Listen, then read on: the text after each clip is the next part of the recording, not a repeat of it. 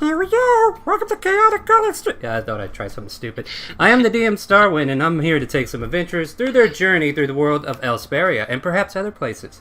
Joining me, we have Chara, the Kobold Druid. Hi, guys. Odysseus, the Lizard Folk Barbarian. Hello. Kaldak, the Goliath Paladin. Well, hello there. Valerian, the Human Sorcerer. How's it going? Xanon, the Elven Ranger. Hello. Souffle, the Yanti Rogue. Why, hello there. It's actually sucks, Seth, but I'm starting to think it says sucks, just in general. At any rate, last episode we found all of our characters in respective worlds, and all of them met a version of Ninny who spirited them away from their world and said, hey, come here. You basically saw these magical creatures, either a hummingbird or a butterfly or ravens, different bird-type creatures that kind of lured you away from your normal station just to check out, and you saw this ghostly visage of a woman. Now these 6 strange beings are in another world and are met with a young woman named Asmaria. And in case I haven't made it clear, Asmaria is dressed in like these fine silks, mostly red, and she carries 2 scimitars on her hip, and she has this iron collar that kind of goes across her neck. I may have missed that in the last description of her, but it is kind of important. And she's been kind of like greeting you guys, and as soon as you guys arrived into this world, you managed to also awaken Crimsu, the spirited dragon that harbors itself with Ninny's spirit. And, maybe it was the spirit shards that you have in your possession that kind of like drawed him out. But now he is left with these novice adventurers, now who wishes to test to see if what Ninny has predicted can come true. Fast forward to a goblin troop encounter, where they were marching south of the retreat. The soon-to-be-dead, group starts a fight by announcing their presence. Soon, the Goliath Paladin learns there are no real honor in goblins, and this action caused the group to crumble quickly, leaving poor Char unable to take any part of the fight, and the rest of the party was left to defend themselves. Though some sweet talking from Valerian managed to allow the goblins to leave peacefully so they could recoup, allow the party to rebuild, reorganize, restrike, and the goblins, after telling them they'd leave them alone.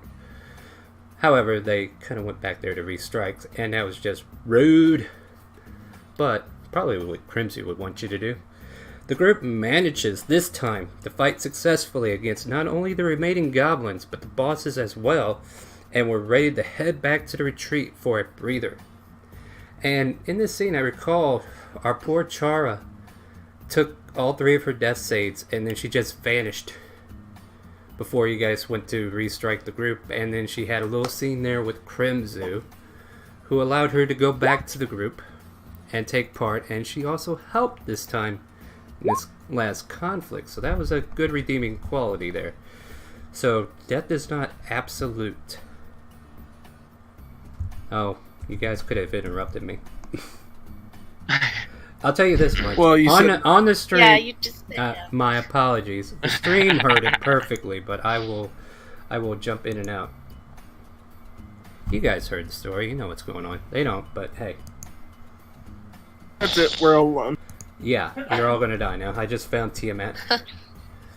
We're gonna get his stats on the board and get this going. Alright, if I do cut out, that is important. I wasn't even looking at our chat log because I was reading script. But you know what happened last time. Now that you can hear me, we're gonna keep going. So you all raised your crystals to the air. One by one, you vanish. And though I might have said you return to the retreat, no, you don't. You find yourself in this darkened area, kind of misty, and then one by one, you're all kind of standing next to each other. And you can't really move, and the air feels kind of heavy, and you see like gray smoke wisping around, and your vision just kind of like blurred a little bit from here and there, and you're just trying to focus. And I am just trying desperately to get on board here with the proper music. That'll be a good start. Let's go with this. Turn that off. So So, Kodak, are you doing something? I am doing divine sense. My eyes glow as I'm like, what is this strange place? As he's trying to get a Yeah. You're in this kind of a strange, nut. darkened room, but you're kind of like stuck there, and you're not sure. Like, you try to move, you can move your arms, but you can't feel yourself able to move forward or backwards. Your divine sense doesn't pick up anything. It doesn't even seem to work. That's a new trick. Anybody else doing anything? Chara's just gonna flop on her butt. You can't. Is our hit points the same as last session? Yes, you have not rested yet, so you are at the mercy of whatever may happen until you get that long rest. So yeah, you kind of find yourself not totally restrained. You do have upper body movement, but your movement to move forward, backwards, fall down on your butt, you can't What's seem the to do. lighting like? Dark, like it's like the wisp itself, like the gray mist that's coming off seems to be like giving off a dim light just so that you humans can actually see around. And then as you're all just kind of like pondering what's going on here, I mean, this isn't home. You see something light up before you like a cinema camera, and you can see this scene starting to play out. And you see a tan, olive-skinned woman holding a small 3-year-old in her arms, hugging her closely. The motherly figure seems to be tucking her into bed at this point and starts to read her a story. And she just continues reading, and you watch the girl kind of look at her admiringly, and then all of a sudden she starts to doze off to sleep. And then as the mother kind of closes the book, the scene freezes in time. The girl stands up from the bed as to look out. The woman is still frozen. And the girl seems to be looking at you, but through you, towards you, not generally looking at one in particular, but in your direction. Tears start to form on her cheek as she holds out her hand and cries out, "Mommy? Mom? No!" After that, the scene plays out. You all find yourself returned to the retreat. Different location. I believe Char would land next to the rock. The humanoids, being the fleshies, probably land near the stairwell, pretty much in the same position as you arrived in the first place. And you're left with that scenario kind of burned in your mind. Happy Mother's Day. Wait, I'm near the flesh bags? No, you're over there by your rock. Okay. Like, matter of fact, I don't know if all of you got to see this. I did make a sketchy map of our retreat. So, welcome to the retreat. And feel free... Yeah, you ain't seen the retreat yet? So, Chara, I think you're over here somewhere. The dice is up plenty there. Kodak, you landed somewhere down there. Valerian and Xanon are over here. Oh, let me move that over. And I think Suxfei would be somewhere over there. So yeah, you all appear back at the retreat after seeing that little cutscene, so to speak. Nobody seems readily to greet you guys, so you're kind of like giving a moment to kind of look over each other.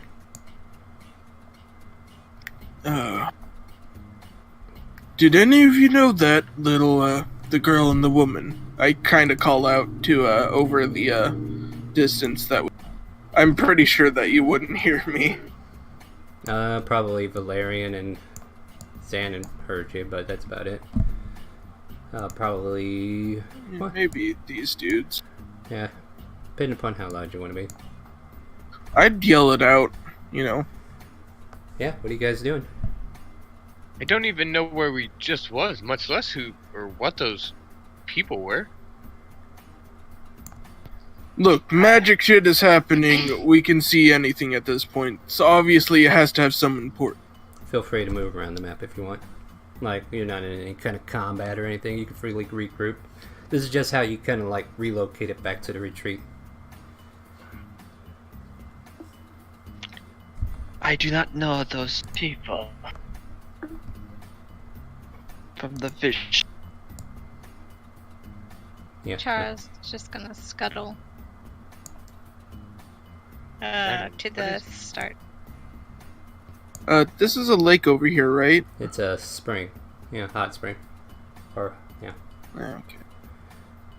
But yeah, it's water. Okay, so that's supposed to be a rock. Yep. Zanin, You what is are. going on here?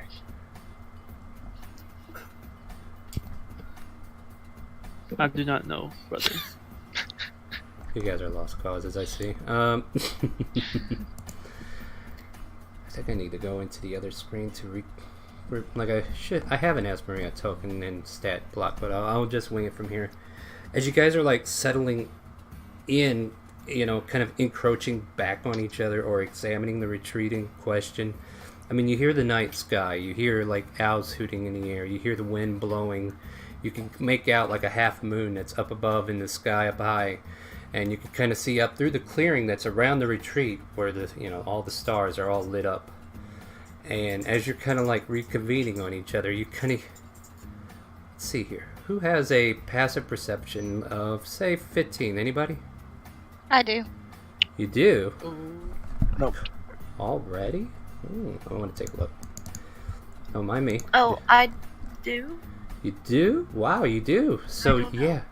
yeah. Look at the underneath skills. You'll see this thing called passive perception, which I'm going to try to initiate more for those who want to take observe it and all that good stuff. By the way, we can get rid of all this good stuff here. Whew, those 3 death saves, poor girl. But yeah, Chara and Odysseus, you hear footsteps coming from the bushes leading into the clearing. I would say, since you're over there, I would say it's coming from the western direction, over by the rock and the spring itself. I was just over there.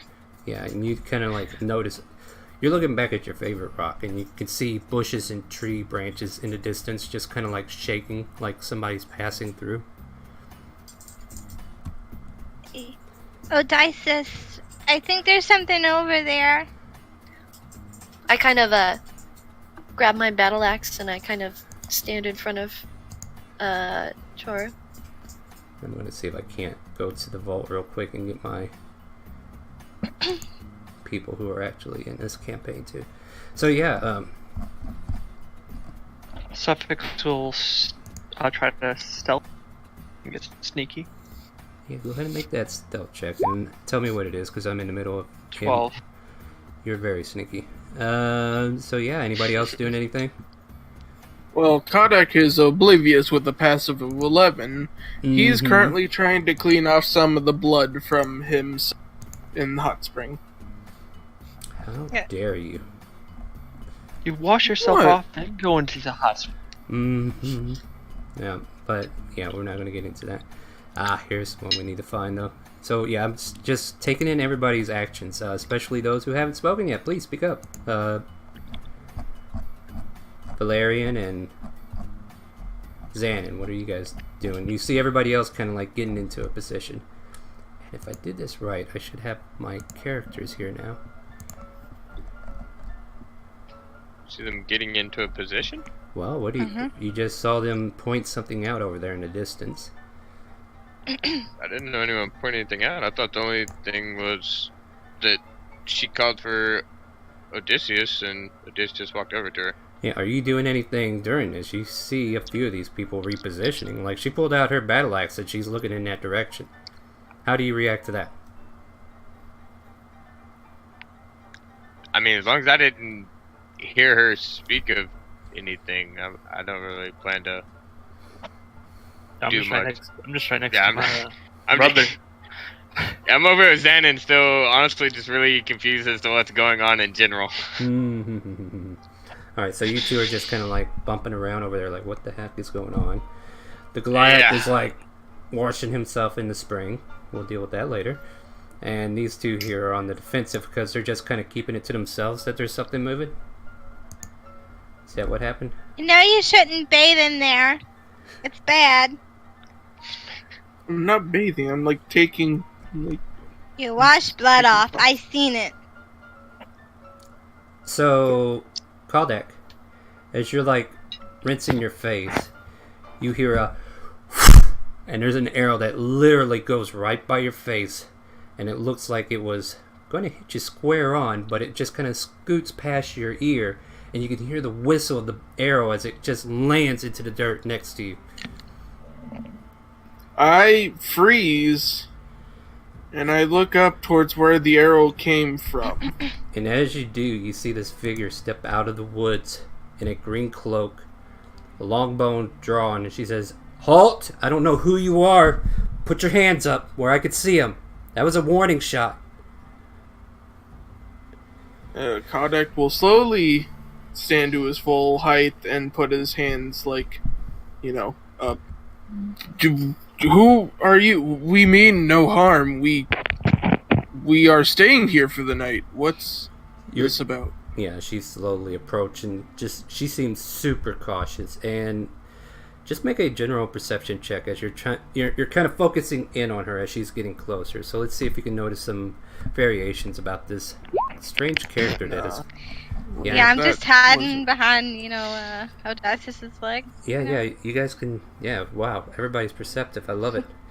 And those two in the back aren't even trying. So no, yeah, you can see. Level 1. Odysseus, I think you might be able to pick up on it, but this girl, even though she's wearing a cloak of green, which might be like a cloak of elven kind or something, that's just kind of hovering over her head with her longbow out, you can make out the entrapments of a iron collar just kind of like slowly protruding out of one part, but it looks like the cloak was positioned in a way to try to hide it. And she just kind of motions her way over slowly. I don't know any of you. Who are you? Where'd you come from? And why are you saying you're staying here? Because nice lady inside said we could. Also, dragon said we could. Wait. I'm perfectly calm at the time, by the way. I'm just hands up and just saying this. Yeah, you offer that information. The kind lady? Well, I know as Maria's here. Did she say it was okay to be here? Yes, that's the nice lady. I That call is her behind her leg. And yeah, she has a face of bewilderment. Like she's never seen, at least the ones that are directively having a narrative with her, like your kind of creatures just outright speaking to her directly. Like, we don't normally play nice with your kinds. Tell me. What? Go ahead. Kodak's just what's that supposed to mean? Almost taken aback that she'd be so rude. And, My hands are still up.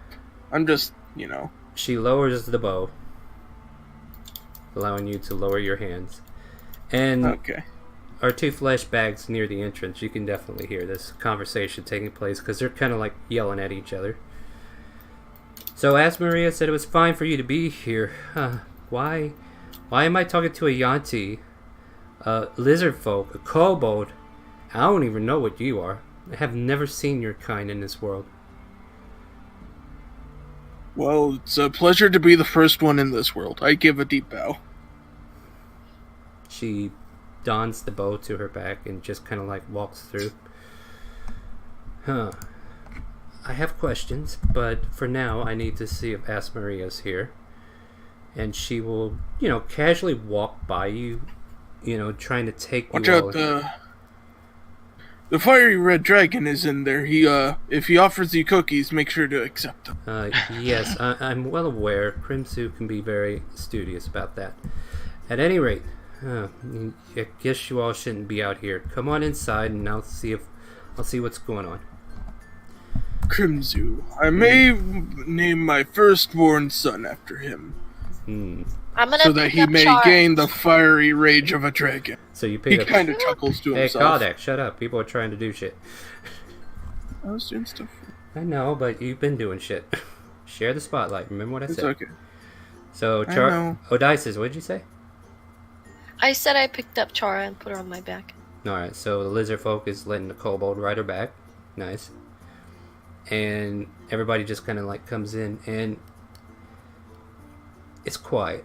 Very quiet. And you're in this open area, the common room where you had tea before. And you can see in the curtain off area, you can see Asmaria just fast asleep, just resting her head on the mattress next to where Nini's body is kind of covered, taken care of. and she's just kind of like resting there as if she's been nursing her, just trying, she just looks like she was out of energy. Like when you first met her, you couldn't tell, but it seems like all the excitement of everything that's been happening has put her out of it. And then you hear a soft echo as you all enter. And up from... That's his back. Yeah. Crimsu, are you here? Up here. Comes a booming voice from nowhere in particular. She looks up. She doesn't see anything, and she kind of makes her way in. Mind revealing yourself so we know where you are? I mean... And then flames just kind of lick over his body as he makes his presence known. And he shows himself. Ah, good. They lived. And they died. She kind of looks down, defeated. So, Cribsu, you care to fill me in? She kind of like chimes trying to get this. And, you all know the story, so I'm not going to repeat it. But maybe for those who are tuning in for the first time would like to hear it. But basically, Crimsu tells the story in his own lavish way of how these young adventurers, from wherever they came from, were whisked away by Ninny and brought here to help deal with some unknown problem. Because I don't even think we know why we're actually here yet, do we? Nope.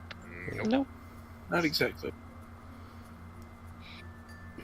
Okay, that explains that, I guess. I've been in the forest, and I went looking for that unicorn, and the tracks, I don't know, they use that teleportation thing. Once you get onto them, and you just, even though you're tracking them, they're gone. And I thought for sure if I could get this unicorn to help, maybe we can wake her up. Maybe that's the kind of healing we need. Wait, unicorns exist here? Yes. She gives you an awkward look like you didn't know. But you wouldn't. I thought they were just in storybooks. I kind of shrug. Well, anyway, Most of it.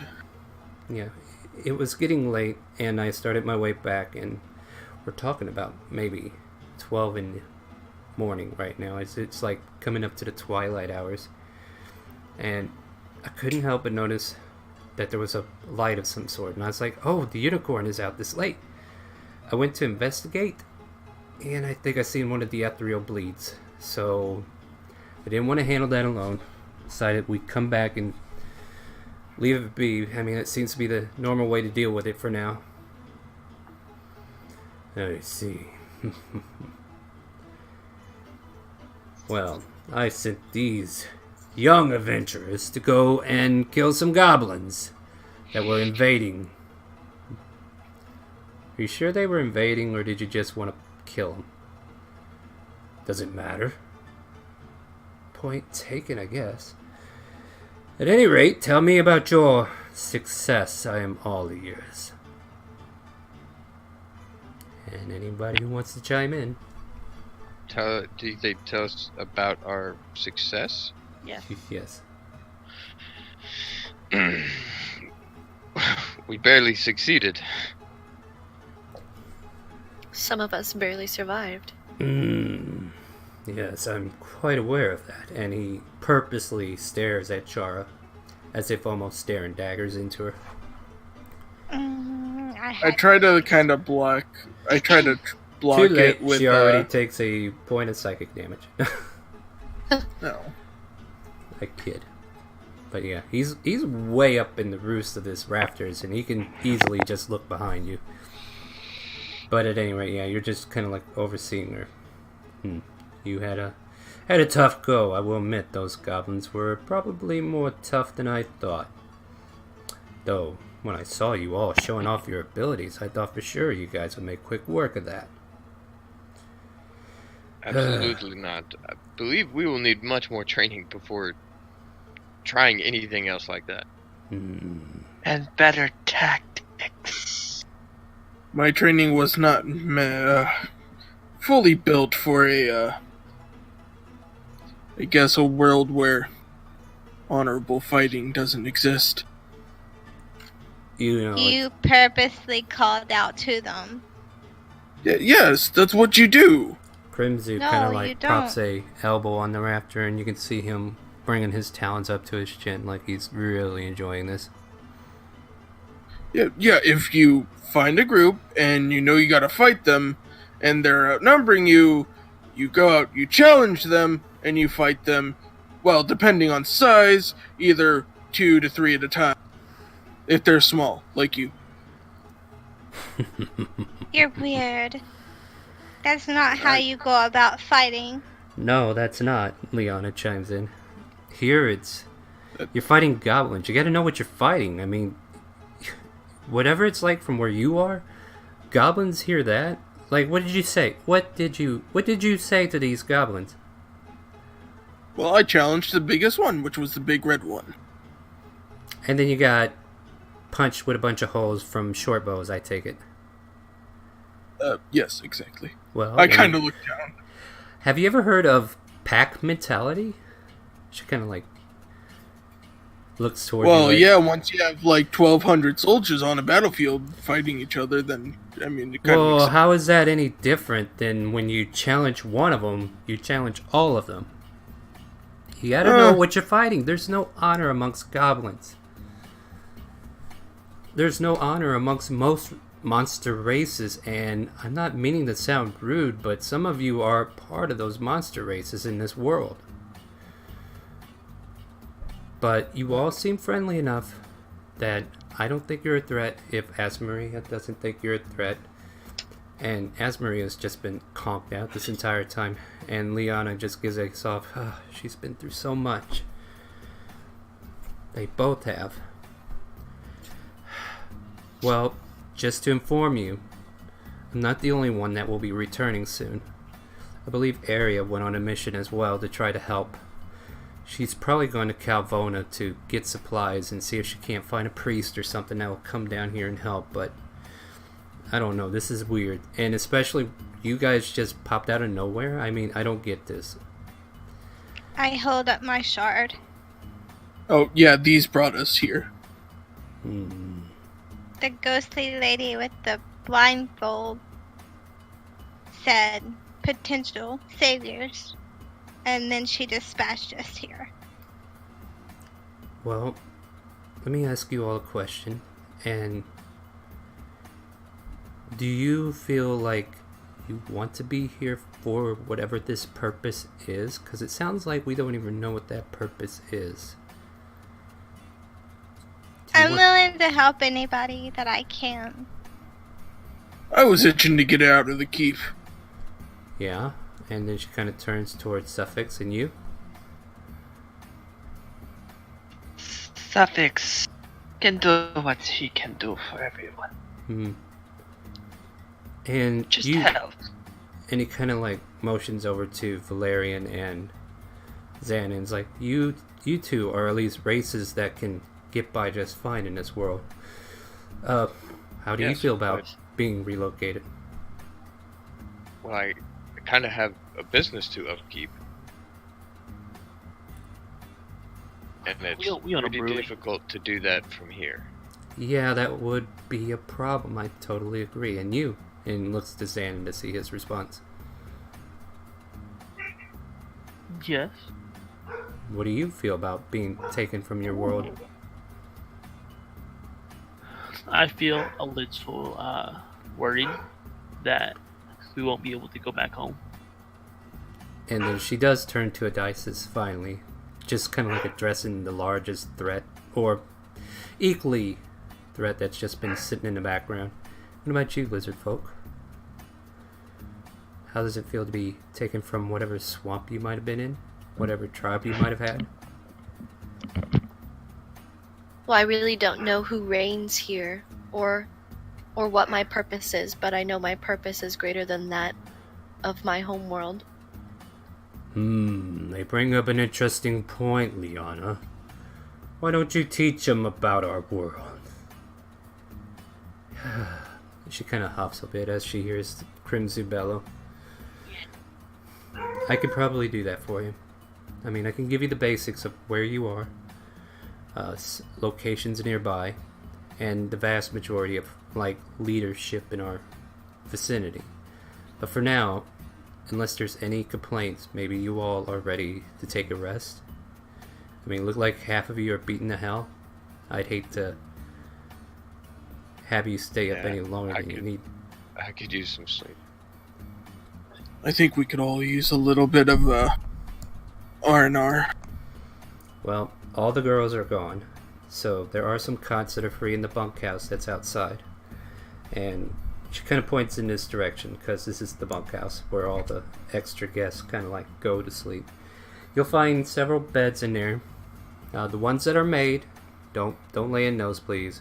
But there are definitely other beds that you can take for now. Because unbeknownst to us, until here recently, we found out that Ninny used to teach people in the way of the wind, which is something, she used to have pupils, so she used to house them there. So feel free to take a bunk and get some rest for now. And first thing in the morning, I will wake you all up, see that you have breakfast, and then we'll get right down to the brass tacks. We will get right down to business. Suffix goes up and shakes her hand.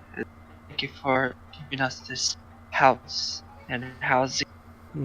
Well, I'm not giving you anything. I'm allowing you to stay because I was told to. If I had it my way, you wouldn't be here at all, but at the same time, I'm not going to turn you away because apparently you're here for a greater need than mine. So, is there anywhere that we could find some ale? Well, we do keep certain drinks. I mean, mostly she serves tea here, but, there might be an old ale barrel that she saves for certain guests who are of the drink, so to speak. I'll go check on it for you. Are you wanting a drink before bed? I would love one. Then how I'll about make one too. yeah, let's all go out to the bunkhouse because I believe there's a basement level that I can go into and see if there's any stock. That's where we kind of keep all the surplus that we may or may not need. So she'll lead whoever follows outside of the hut, outside of the retreat itself, and then she'll introduce you to some doors leading into this bunkhouse that you guys may or may not have noticed when you first arrive. It's kind of off to the side, and then you enter in and you can see like several beds laid out with a locked chest at the end of each of these, like a foot locker. And then you can see like small decorations for certain like dressers that are next to the tables for those that are taken. Like you see knickknacks and small treasures that perhaps Liana has out on her shelf. And then there's like another desk that's like, it's just decorated according to whoever owns it. Like you see red blankets and sheets where you might imagine as Maria's sleeping, Liana's decked out in like green cloaks or like green blankets and whatnot. And there are several different extra blankets and bundles that are just off to the side.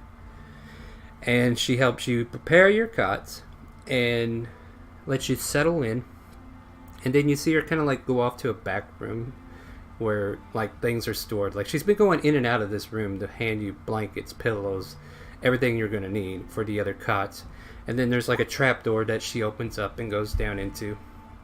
And then she pops her head back up and could I get some help? I'm not the strongest and I'd really hate to hurt myself trying to pull this out, but I did find a cask down here that we could probably roll up. I can help you, I say, as I stop putting two beds together because it wouldn't be big enough otherwise. And I go down the stairs. Alright, so yeah, you guys eventually with Kodak to help, and Liana just kind of like supervising him to pull this giant barrel up.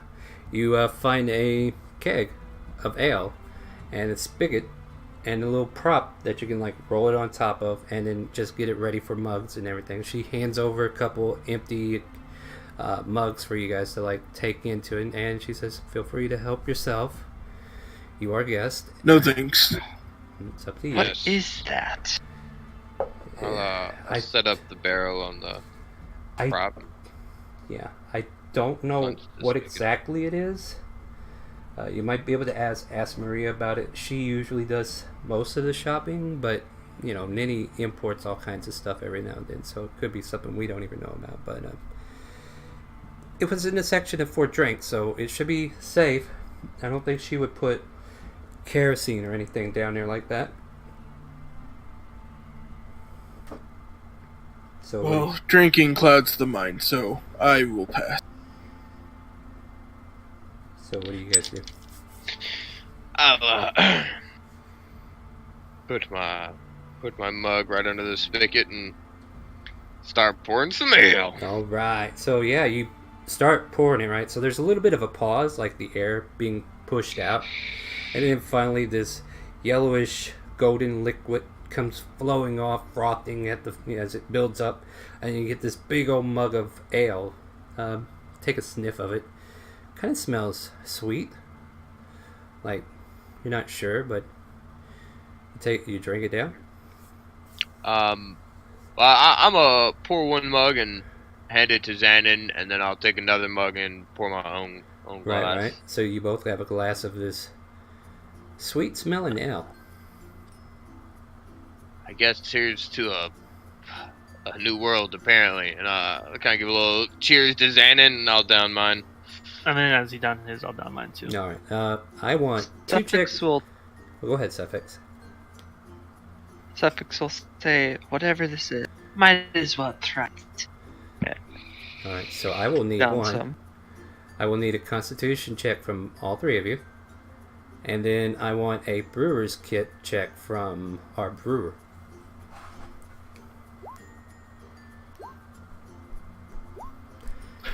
So Now, here's what One question. I don't think it's going to help you on this one. Okay. It's a different. If you want to think of it like a poison, yeah, but at the same time, it's a different kind of poison because you're self-inducing it. So yeah. Okay. So the brewers are used to drinks that are strong, and you guys are tanking it down like a champ. This snake man, who just kind of like bobs his head, and you can see like the cheeky redness in his cheeks, and you can tell he's already like, oh wow, that just plastered that poor thing. So he's slurring more than normal. But as you're kind of tasting this, you can feel like this ale is mixed with like honey. So it's got a sweet taste to the tang that comes with most ales. So it's like a honey ale. This is so strong. And then I conk out onto the bed. Yeah, Liana kind of like grabs you by the shoulders before you kind of like trip over yourself. She's like, okay, big guy, let's go this way. And she kind of snakes him over to a bed and drops him in. I mean, I never really drink, but I could take a sip, that pig. This is not strong by no means. It's rather sweet, to be honest, for Yeah, my it's taste, anyways. But yeah, it's a sweet, unique not ale bad. from It Willow. definitely quenches the thirst. As Liana just kind of like lets you guys finish prepping for bed, she informs everybody that there are probably a few house rules we should state. Like, I know you've seen the hot spring that's here. Just want to let you know that if you plan to get into it, please come to the shower behind the bunkhouse and rinse off, and then you can partake in the springs all you want. No problem there. But that's just a common courtesy. Don't want to spoil the spring with any blood or muck or Oh, anything. look at Kodak. I did not know. I just thought it was some sort of... Wait, you already... whatever, you're a guest. I'll let it go for now. But, yeah. If you have any Will you other... be sanitizing the spring from that blood? It was only a tiny bit. I only got part way through my own face before Now, I'm not sure if she you have almost shot. hepatitis C or... The fuck is hepatitis C? What Is that it? someone I must murder? I kind of start to pull my sword. And Liana pulls Or out my- her bow. It's like, calm your tatas. We don't need none of that here. What is hepatitis C, Don't, though? don't. Is it in my blood? I don't know, is it? I don't know what it is. see what you started? Kind of looks at Odysseus, but at the same time, she's not frowning upon you for it. She's kind of like laughing about it. You can see a little laughter Pouring in her another face. glass of ale. All right, I can tell you guys are Pour gonna me be. one, brother. Yeah, I can tell you guys are gonna be fun. So, I'll wake you up in the morning. Any questions before I walk out? No, man. Thanks. Very well. I shall be in the retreat. Feel free to come in and find me or ask Maria. As Maria seems to be a little bit out of it, so I think we should let her rest. So just come find me. I'll be willing to answer any questions. And with that, she'll turn on her heels and walk away from you guys. And I know we're kind of like zoomed out, chat, so I'm going to zoom us in a bit just so we can see these tokens a little bit better. So, yeah. So Liana will make her way back to the retreat and just kind of like go inside. You guys are left with any night shenanigans you might want to pull, whatever you feel. What do you guys want to do before you prepare for a long I'm rest? down another glass. Damn, champ. You got this. I'm with him. You're with them? Doing it. So the DC went to 12, and you are still good. So you still pass. So yeah, you're both drinking it down. Like, you're feeling a little buzzed, no doubt, because this is your second mug, but it's not really influencing you to lose your comprehension of what's going on around you. Like, you're not out of it yet. You want to down another one, Valerian? Let's get one more glass. They are pushing their luck. Go for it, guys. Let's see what you got. So you pour another one. Look, I need to feel a little something so I can get some sleep. Yeah, you're a champ, but Xanon seems to be like falling under the table now. So like, if you guys were drinking each other under, Xanon just went under.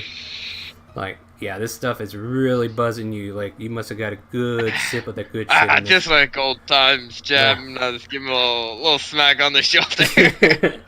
Yeah, don't get me wrong, Valerian. You're getting buzzed, but you're so coherent about it. It's like you're a constant drinker anyway, so this is probably normal for you anyhow. But yeah, Getting drunk after only 3 shots? Really? This ale is a lot better than the ones back home. Let me just say that. ooh, You should take shots take fired. note. Whoa! Whoa! Huh. Yeah, so there you go. What do you feel, The Valerian? lies that are spouted in drunken stupor. It's alright, let's have another. I'm gonna take me on the ride. Damn, Oh my Valerian, God. you're just not failing this, are you? Well, Xanon, you're already under the Go. table. Like, you're able to finish another glass, but you are slurring all over the place. Yeah. I mean, eventually the Anyways, DC will get to 20. I'm gonna get some. I'm gonna get some rest. Let me get some rest too. All right, so you two are going to rest. And are the ladies doing anything? I know we've been talking to the guys. Oh, we're kind of cuddling up. Yeah, that's kind of cool. Nothing to talk about or anything? No, we're both. I'm asleep. All right. I know. And anything for Kaldak or Suffix? Well, Suffix. Suffix is down like a fish. Yeah. Or dead. Sea. I'm in my bed just kind of looking at like both my holy symbol and my signet ring, and turns over goes All right. as he sets his both of those down on a side table if there is one. So, as you all fall asleep, remember that room you were in earlier? As you were teleporting back? You find yourself in a dream. Except you're by yourself this time. Like, you don't see your friends like you did when you teleported back. You're all by yourself. Each of you are seeing the same dream, though. So, as you're sleeping, you're kind of like restless, maybe. You're probably stirring in your bed a bit. Chara's probably poking her foot through Odysseus' neck or something, but she can't feel it because she's locked in this dream too. But you can see the scene kind of like fade in, like a picture, coming up on a screen, like a big screen or whatnot. And a violent scene seems to erupt as a young girl finds her father in his study. The door's kind of like cracked open a little bit, and she's like sneaking a peek in there. It looked like that same girl, but a little bit older. And with another man, we find ourselves looking in from behind the girl, and the sound of 2 loud voices. If you don't pass this through the nobles, I can't guarantee the safety of your family. Are you threatening me, my own brother?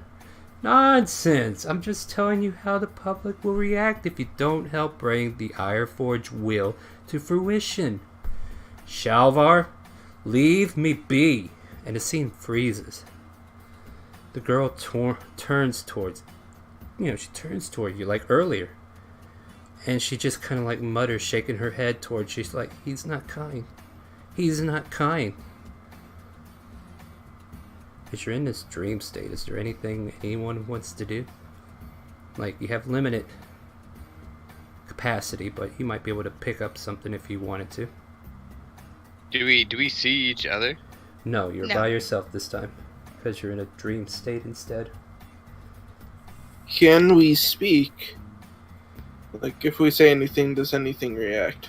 Nothing reacts to you. I mean, you hear your voice, but at the same time, nothing's reacting to you. The scene is frozen, and you're given this moment to where, if there's something you want to... Like, you can only have certain interactions. I'm just waiting to see if any of you figure it out. Could I see if I could pick up my crystal and try to point out in the dream? You go to reach for it, but it's not on your person. Not in the dream. I want to try to see what, is where the father is, what he's looking over. So that sounds like a perception check if I ever heard one. That's a 7. You see a half-closed door, a wooden desk. You see two figures, one standing on one side and the other sitting on the other. Not really much you can make of it. Like, I guess you got put in a position Am I where... able to notice anything more than that? Let's take a look here. So, you're like... As your perception kind of expands into the situation, you can kind of like look past the door. The door fades away in your vision. And you can see this man dressed in what looks like an outfit of some kind of religious outfit, like you would see on maybe a pope or what is it, like not like a choir boy, but somebody of importance with a church, because it's got like the red silk garb with flame. Yeah, like a cardinal or something to that effect. And it's got like red flames coming off like the tabards that are around his neck, like like the valedictorian's little thing that goes over their neck as it falls on the left and right side of them. And they carry a staff and like a little hat that kind of like represents his order. You're not familiar with any of the religion of this region, but it may come up later and you could probably come back to this and connect dots. But for now, it's just this image of this guy seems to be part of a holy order. The word Ironforge was brought up. And the other guy on the other side, I mean, they look similar because they are brothers. And he just seems like he's taking in what his brother's trying to tell him. And you could just tell he's kind of concerned. You can't see like what he's actually working on or what that conversation was about in particular. But as far as perceiving what you can out of the scene, that seems to be the main focus for it. None of us know what Ironforge is, right? I just told you, you're from a different world, so no, you wouldn't.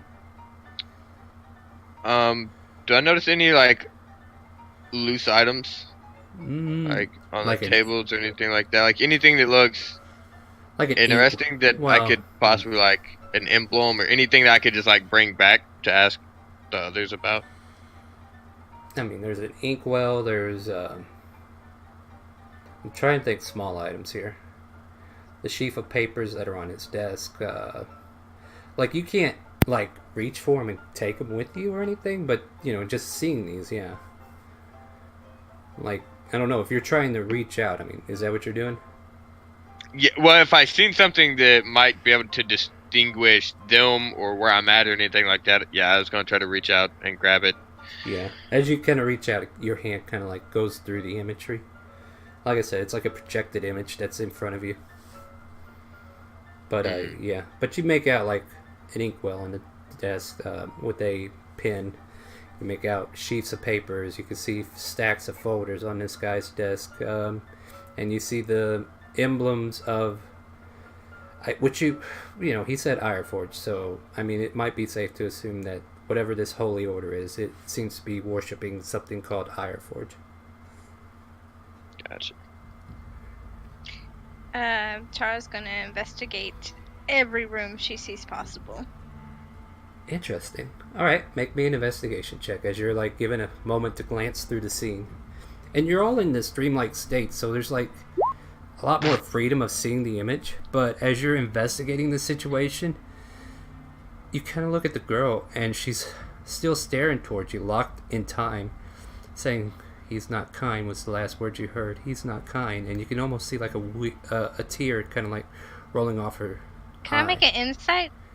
Who do you want to make it on? The little girl. Yeah, make an insight check. Could I try as I well? hate being low level. Oh my god, sucks.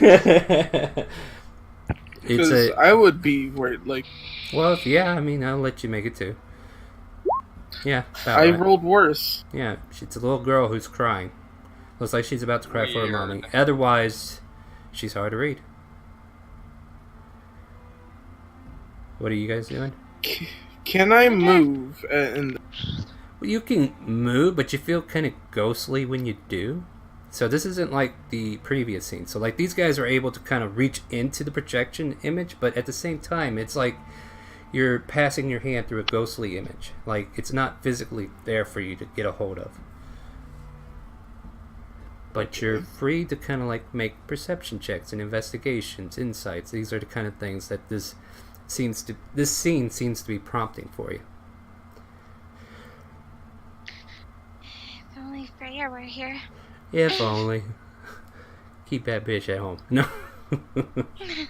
We'll deal with that on Wednesday. Join us Wednesday, 7 p.m. for Freya show. But right now we got Chara trying to figure out, is this girl lying to her? Like, you don't think she, like if you're trying to Like, see. she wasn't trying to depict whether she was lying to her. It was necessarily if she could insight on why she was crying and what she meant by "this man's not good." I will kind of like, yeah, I can't do that. Alright, so yeah. Yeah, because fucking. Yeah, I know what I'll do. Yeah, so last moment to try anything else before the stream seeks away. Anybody? What do you got? I Colin? want I'll to try to try to use my insight divine as well. sense. Sorry, I was trying to. Okay. Your divine sense does absolutely nothing in the dream world. Shit. Now go ahead, I'm Suffix. gonna try to Well, Suffix, make another perception after he Okay, does. okay, sure. What do you got for me, Suffix? What do you want to do? I'd like to insight the girl to see what she meant by the Okay, go choose ahead. and not bad. Go ahead and make that insight check. We are all rolling like champs. I mean, this is like outstanding. So yeah, anybody else want to take a stab? I mean, I might as well open it up to everybody. I want to do it. You want to do an insight? I'm looking forward to seeing all the low rolls. Yeah, 11. I would say you get at least a little bit, like when she's saying he's not nice, you get the idea that she is specifically talking about the priest. The priest? Yeah. Okay, can I like go to where the priest is and kind of like look around a little bit deeper, I suppose? Like, Yeah, make a what's behind him and Yeah, let's make a perception check and see how that goes. Ooh, I love this. Ooh! So, I mean, the perception's already been made of how he looks, so you know that much, right? What's behind him? Like what's going on in the room. I know what's on the desk, So- meta-wise. Yeah, you know what's on the desk, especially with perception check, so that's safe to say. You notice the files, the paperwork. I would say with the 20,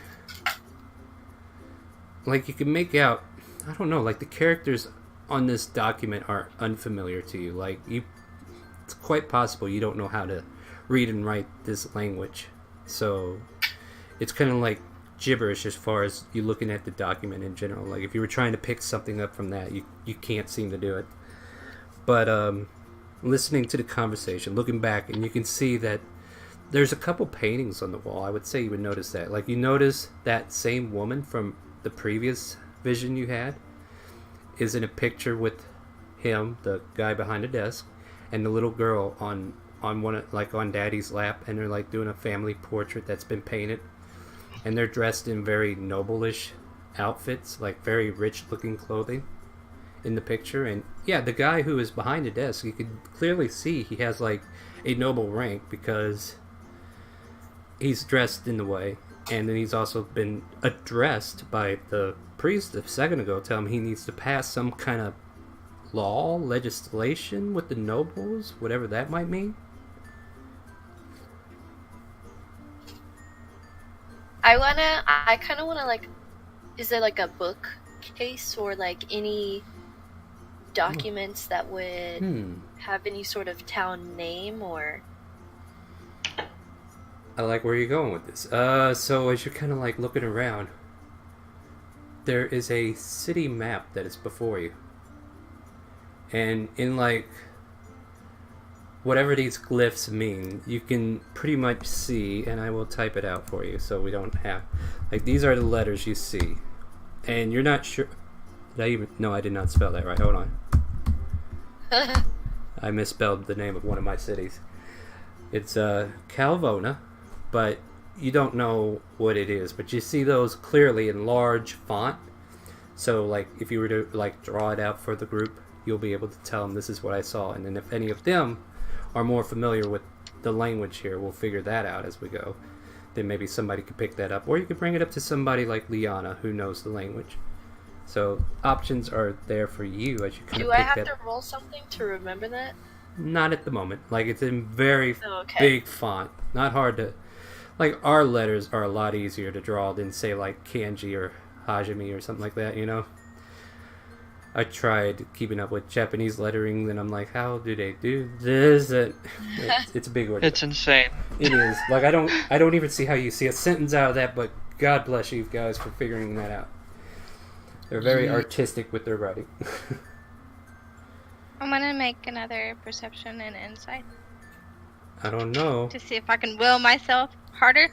You can't make it on the girl. I can't what?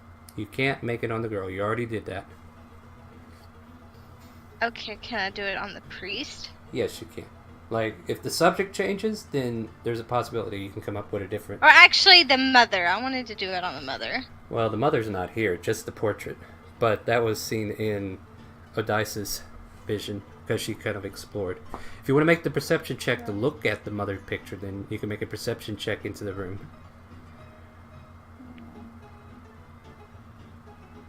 So you managed to, like, move into the room, and you see everything that I've described earlier with Odysseus. The painting of a happy family. And then, you know, you can get a closer look at the priest. You can get a closer look at the gentleman behind the desk. Is there anything else you want to do? Like, if this is where you want to make an insight, you tell me what, and I'll tell you what you get. Can I insight on the man that was sitting behind his desk? Yes. Go ahead and make an insight check then, as you kind of like stare into this situation. Chara, you suck. She sucks for now. But as you try to, get a read on this guy, like, he's definitely important. You're not sure how legislation works in this world, but if he's a mover and shaker, he's probably one of them. Like, I guess he would be equivalent of a chieftain in your tribe or something, or somebody who advises. You're not sure, but he definitely looks important. Okay. Anybody else? As I'm like looking around, I guess I know what a map looks like, and so I kind of try to memorize the name. I kind of want to like look around or listen in to see if I can hear like maybe a family name or something that they are calling each other besides titles.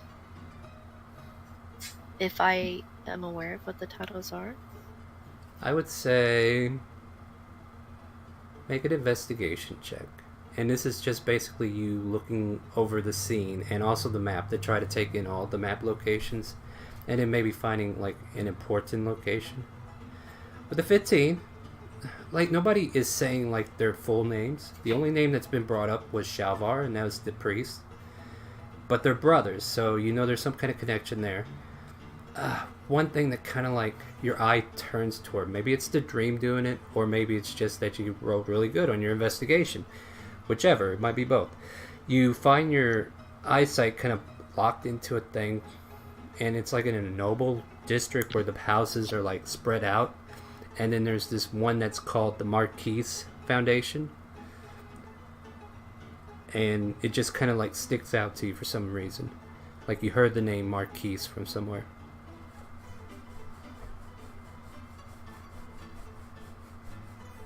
She would have heard it because of the simple fact that what's her face explained who. Was it what's her face or was it what's his face? No, it was what's her face. She explained who the lady in the bed was, Ninny, and her last name.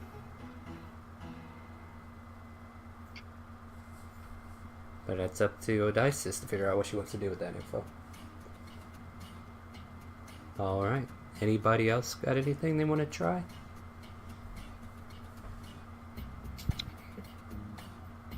If not, the dream slowly fades away.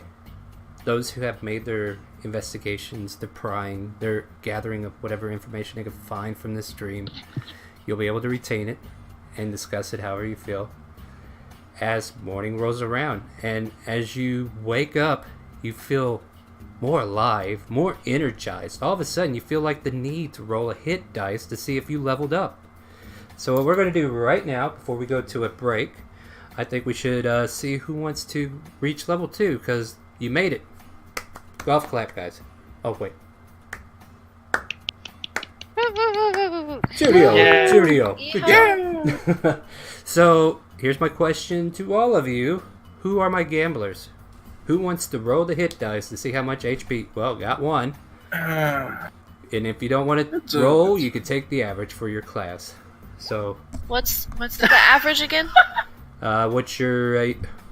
Now, keep in mind, if you do roll a 1, you can re-roll it.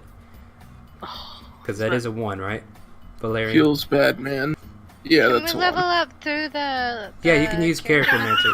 Yeah, He got another one. keep rolling until you get over 1, because I'm going to keep with the rule that nobody likes to get a 1. So go ahead and roll a 2 or higher. There you go. You fucking. Not as Chara, I much think health that's a as 1, I right? did. No, that's a 2. No, that's a 2. Yeah, because using the character mentor, it'll add your con Oh bonus later. shit! I get to choose my fucking circle. Ooh, level 2 Druid. Austin. What about Xanon? Do you want to roll your HP, or do you want to just take the average? Hell no. Hell no? My I god. would like to take the average, which is. I don't know my average. I think it's 7 or 6. Can't remember for Ranger. What class are you? Ranger. I'm a ranger. Ranger, you'd be. It's a technically on the D10. Fire sheet 6. It'd be 6. 6. Yeah. There you go. Not to say I could probably look it up real quick, just to double check, but yeah. Yeah, so everybody rolled their HP. You wake I up. get to choose a fighting style. You know, so whatever level 2 gives you, you can use the character mancer to level up. So, yeah, what is... I'll just double check it here. But, yeah, I think we're going to go on break on that. Is everybody cool with that? Sounds good. Yeah, so... Take about 5... I'll take average. Yeah, I was about to say, sorry. Odysseus rolled already, and then Suffix, you're going to take average? Yeah, I'm six gonna is take the average. 6 is the average for Ranger. You are correct. Okay. So yeah, join us back here in about 5 to 10 minutes, depending upon how long it takes for everybody to get back from break. We'll try not to take too long, right? Right? Yes. All right. So yeah, we're going to finish up our leveling, and we'll get right back into it. So stay tuned. Feel free to take a break, guys. I'm trying to bring up... Here we go.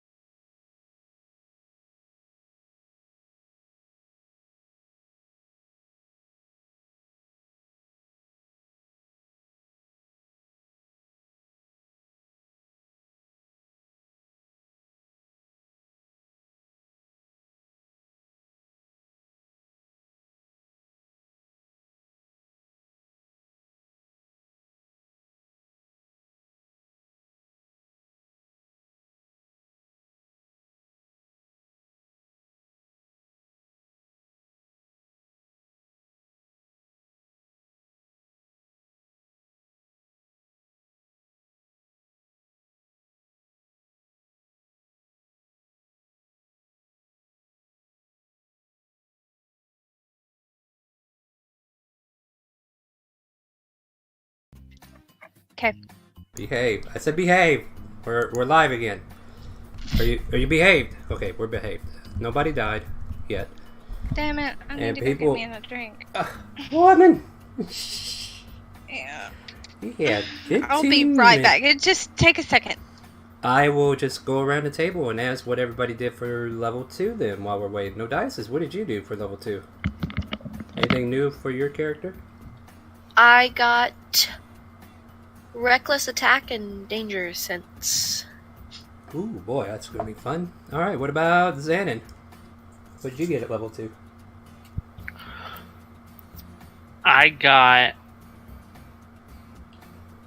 Hunter's Mark Mm-hmm. as a spell. Mm-hmm. I'm still deciding the second one. Okay. And then I also got Choose This Tile, and I chose Archery. Right on, right on. What about you, Caldec? What's new in the world of your giant Goliath paladin? Oh, I got spells. I now have magical powers. You can And I can now smite. And I can deal more damage when I only have one weapon in my hand. Alright, what about Which you? is always. Go ahead, I'll let you finish. Always. No, okay. I Alright, I was Valerian. on Yeah, Valerian, what happened with you? What you get new? Apparently got these things called sorcery points, Mm-hmm. and learned guiding bolt and mage armor, and Nope. dropped ice knife. So Nice. You get to reconfigure your spells and level ups. That's good. you know, And sucker. What did you get? I got cunning action. I now can hide with a bonus action. Nice. And that's about it. And that's about it, yeah. That's about and it. then got an extra 8 health. Yeah, that health helps. That's not bad for a rogue. And then Chara, what happened with you if you're back? Yeah. Oh, it's doing good. That's Yeah. That's a feat. Yeah, that has to be. She is answering in silence, everybody. Don't worry, it's not your end. But, That's a really good choice. yeah, I'm just gonna wait for her to get back from her drink so we're all on even footing whenever we all wake up in the morning here.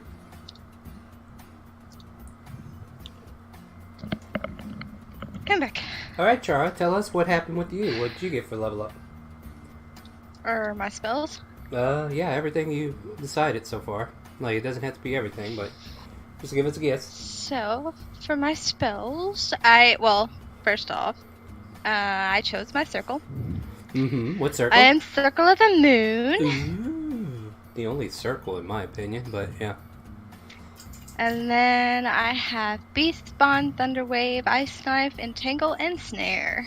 You now have selections at your fingertips. So most of you can wiggle your fingers now and actually make stuff happen. And we got some cunning actions that we can do. We got some reckless things we can do. It sounds like a very beautiful morning as you all wake up.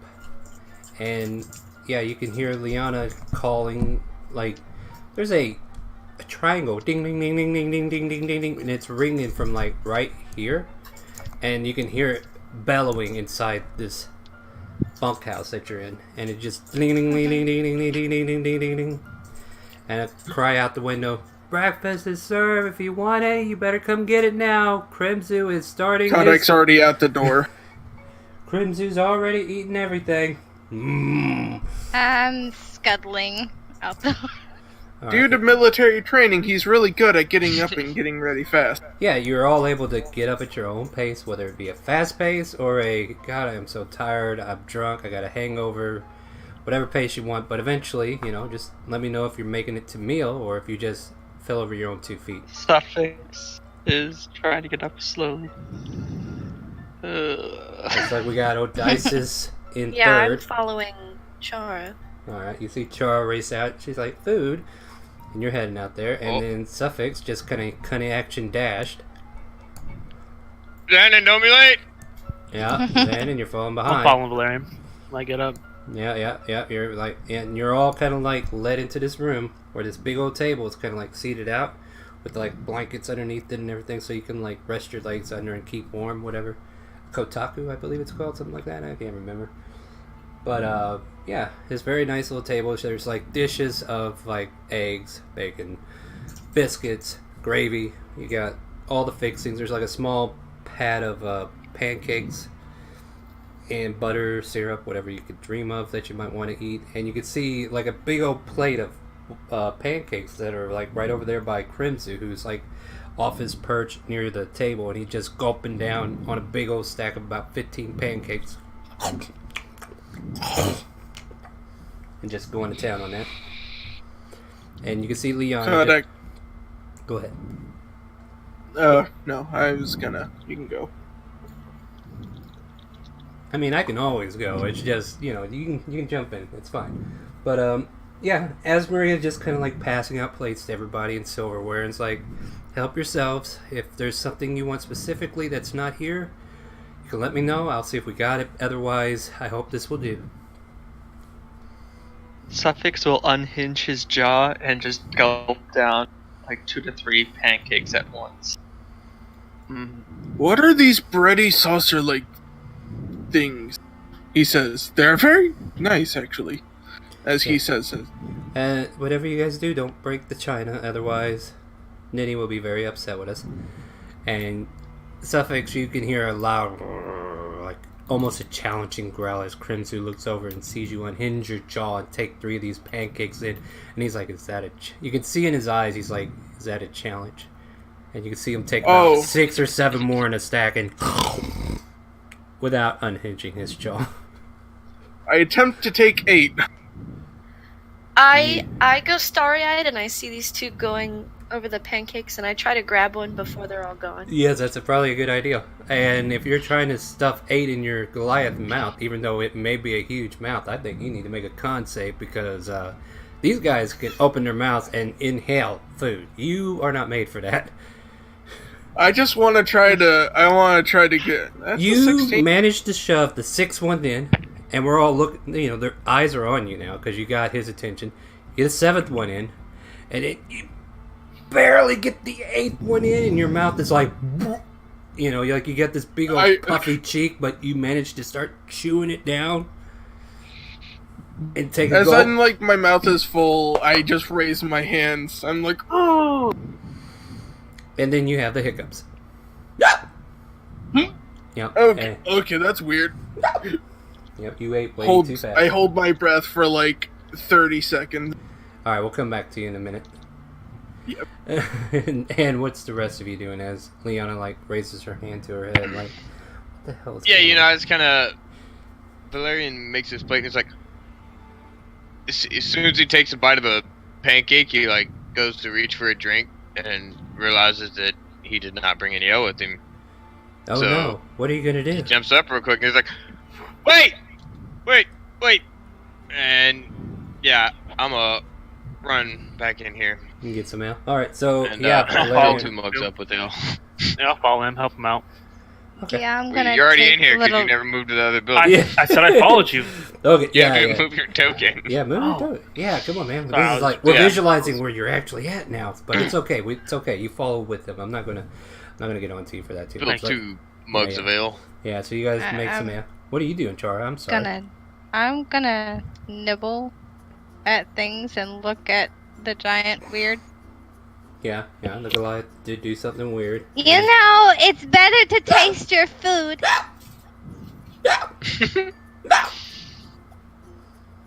I'm gonna stack my plate like pretty full, kind of trying every single thing as I've never really tried yeah, these that's things. really good. Yeah. You're trying biscuits and gravy. You're trying bacon. You're trying sausage. You're trying. In that case, I'm gonna scarf down my fucking plate.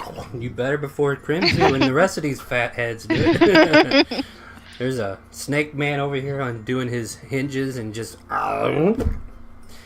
gulping Yes. everything down in one bite. Crimson feels like that was a challenge, trying to take down more than the Goliath wanted in on the action.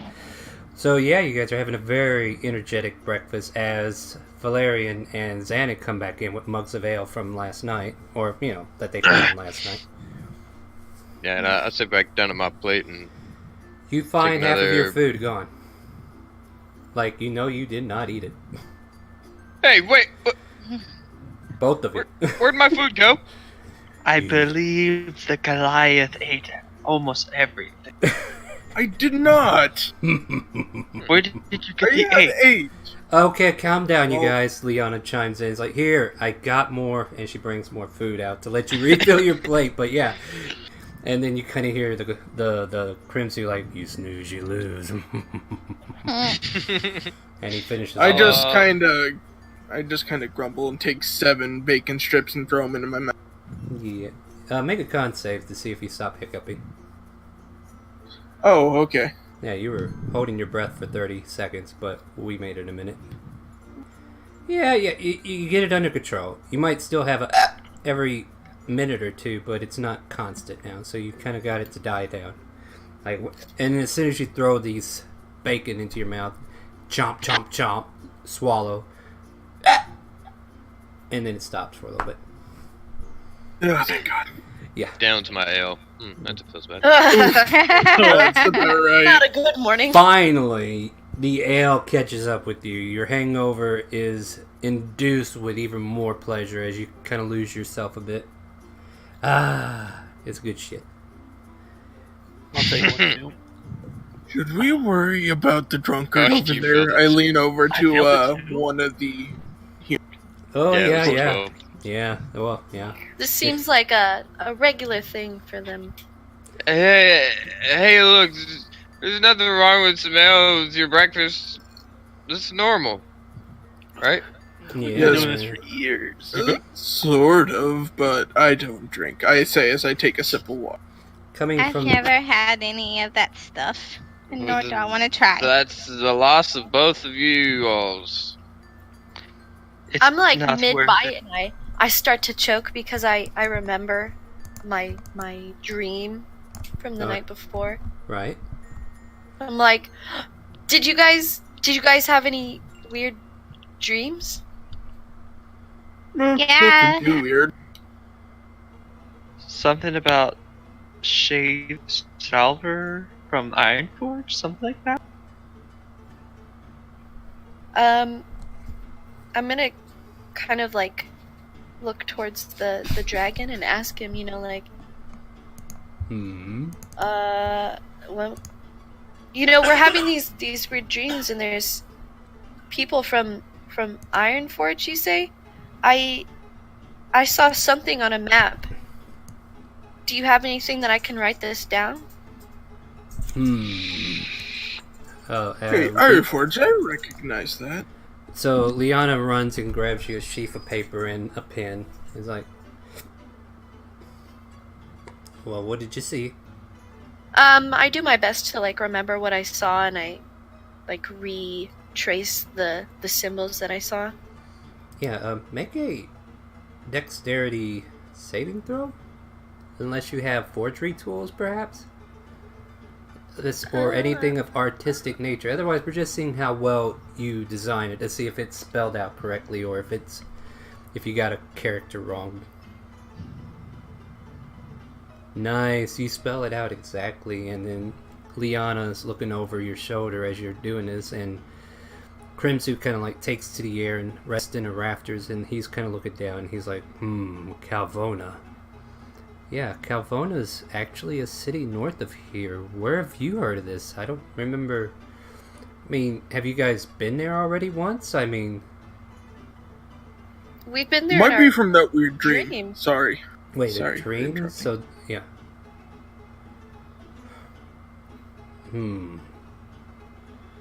What else did you see in this dream? Crimsu bellows out. A priest guy that was Little really crying into girl. this little girl. I remember the priest's name, but not really outside of the game. Make an intelligence check to see if you remember. It was Shavar, I think? Shavar, yeah. Shalfar. Oh. In case you need a spelling to kind of help you guys from here on out, I will spell his name. Oh no, I was doing that in character like Okay, yeah, he yeah, was that's getting fine. it wrong. And I am giving you the actual answer. Okay. Well. All right, so Crimsoo's just taking it in. And I don't know, I'm going to have Liana make history checks because she doesn't know everything about certain things that might be, but she might know a little bit about, like, she didn't know, well, she knows where the city Calvona is. But she just doesn't seem to be grasping where Shalvar comes from. And then you hear Asmaria come out from behind and she's like, Shalvar, you said? And then I bring up on the map, I saw something with the name Marquis. Now that's a word I can understand. Out of character, I was going to whisper you. Yeah, Crimsoo kind of bellows down saying Marquise. Yes, that's Melfina's family name. The one that you all know as Nitty, as he kind of turns to Asmaria and Liana, and they kind of look at him kind of shocked by the information, perhaps, because, yeah, this information hasn't been shared with her quote-unquote slaves. But, you know, Crimsoo has a intimate knowledge with Nini. I believe I mentioned it once before, but she is known as Melfina Marquise. This Shalvar character must be her uncle. We have tidings with this one. Sir Crimsoo. He kind of grumbles. So, I don't know. No, that's fine. You're fine. Yes, go on. I have some sort of a question about these crystals. I'll pull up mine. Should we be worried about this being her soul? I point to the unconscious form.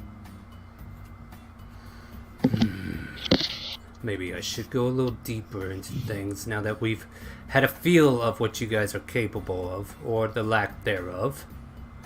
And Crimsoo kind of like rests a bit, gets comfortable, and he kind of starts to share with you. And he's like, so, these crystals, in my assumption, the fact that you've all been brought here, has allowed me to at least wake up.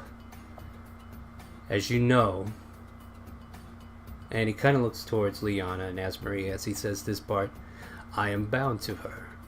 She is the reason why I can enter this realm. But now there seems to be a bit of freedom.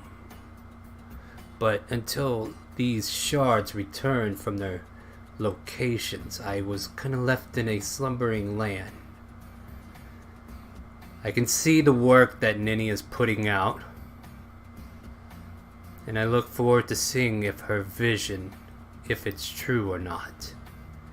She is not here to conduct any of this, so in her stead I shall help, if only to keep her safe.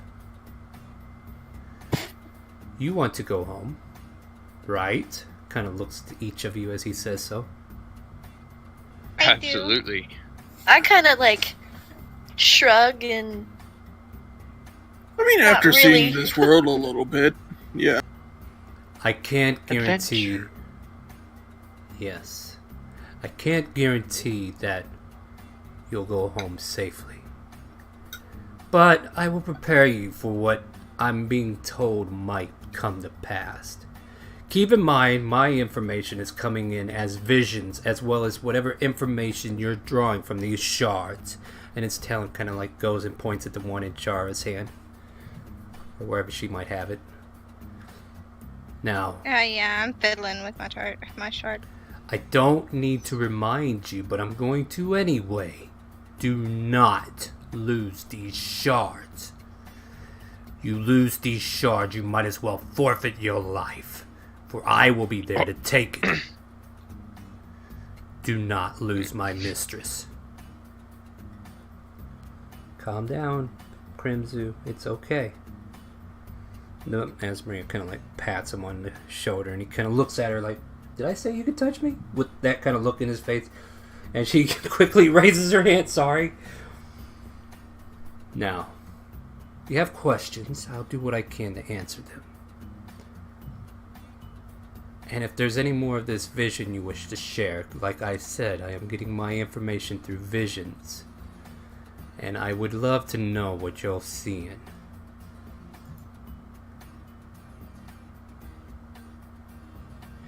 That would be very, very low class of you, and I think you would lose. Yes, I know. So, for those who are trying to squeeze their eyes to see what Kodak said in the chat there, he's like, this is a joke. Kodak is totally like picking his teeth with it. He's really not. So yeah, be careful about typing that stuff out, because sometimes it might actually be happening, and then we might make a consequence. I know you're trying to be funny, but yeah, you know how Crimson rolls. But yeah, so he pretty much belabors upon you that these crystals are very important. You lose them, you're going to lose more than your life. And he will try to help you get back home by training you up for whatever purpose that he's learning about, as you guys too are learning. And he's pretty much he's opened up the floor for you to talk about your vision that you had. Well, I have one more question about the crystals themselves. He cocks a brow up, waiting. I know you don't know much about what's happening here, but these crystals seem to have healed us and saved us from death in one case. How reliable? I don't want to doubt, the power of your mistress, but I also don't want to use up her power. I would not rely on it too far beyond your training. If she has reached out in some weird way to protect you or bring you back, then it's by the grace of her or Kazuya that has done so. So keep that in mind. This power is limited. That was my thought. Thank you. I can manipulate it some. As I said before, we share a spirit bond. I know if you return here, you have failed in whatever you tried to attempt. And he stares purposely at Char as he says that. But that does not... It's a low whine. There's a little bit of an echo in the background. I don't know if somebody's mic is picking up. But he continues, and he's like, but just because you failed doesn't mean it's over. And if you have a purpose, I will learn it. But I'll need time. Not everything is revealed in a day, is it? I think we need to train. Now, tell me more about your vision. Enjoy the breakfast that Liana has put before you. And if you have any questions for myself, Asmaria, or Liana, please don't hesitate to ask. We are servants in this matter for our mistress, are we not? Yes, Crimson, you're right. Yes, of course. And then Crimson kind of walks away and enters the room and just kind of curls up like a dog at the base of the floor where Denny is asleep. And he continues to look out towards you guys, though, so you know he's being aware. So yeah, is there anything else you guys want to talk about in this moment?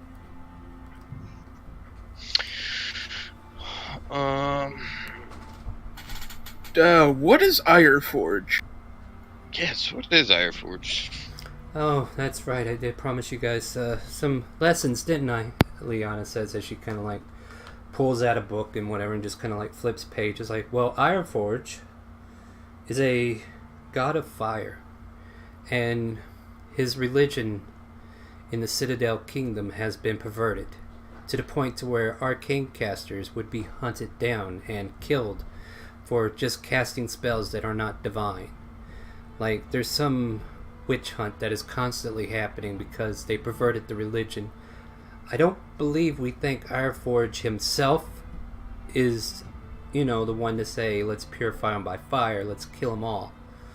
But the religion in that region, the powers that be, the people who are in charge, have pretty much influenced that arcane casters are evil and they should be dealt with right away. Sounds a lot like Ifrit to me. I don't see them calling any one person. And she continues to flip through the pages. Now, you mentioned Calvona. Calvona is a large city, probably of main importance for this region. Parenthia is made up of like county states, and this is pretty much the central hub for this particular county state.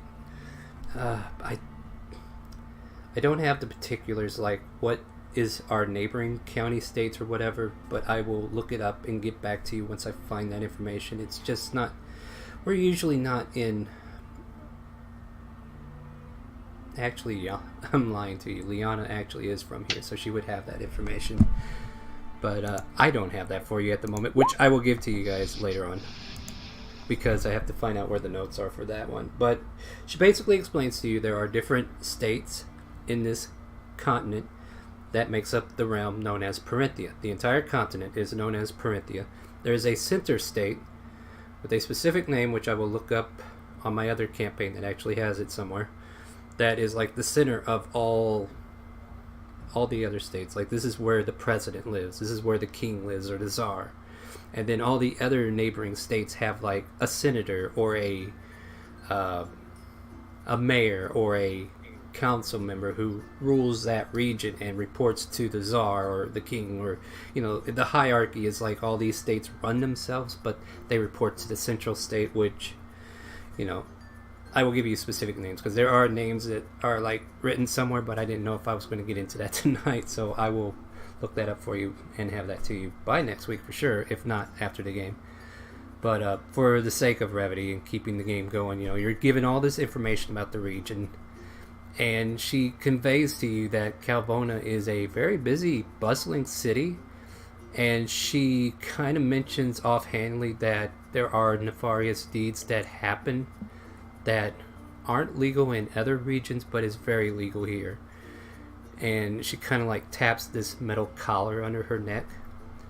There is a slavery auction that happens in Calvona, and there are slavers there that do a lot of business, and slavery is a thing in this region.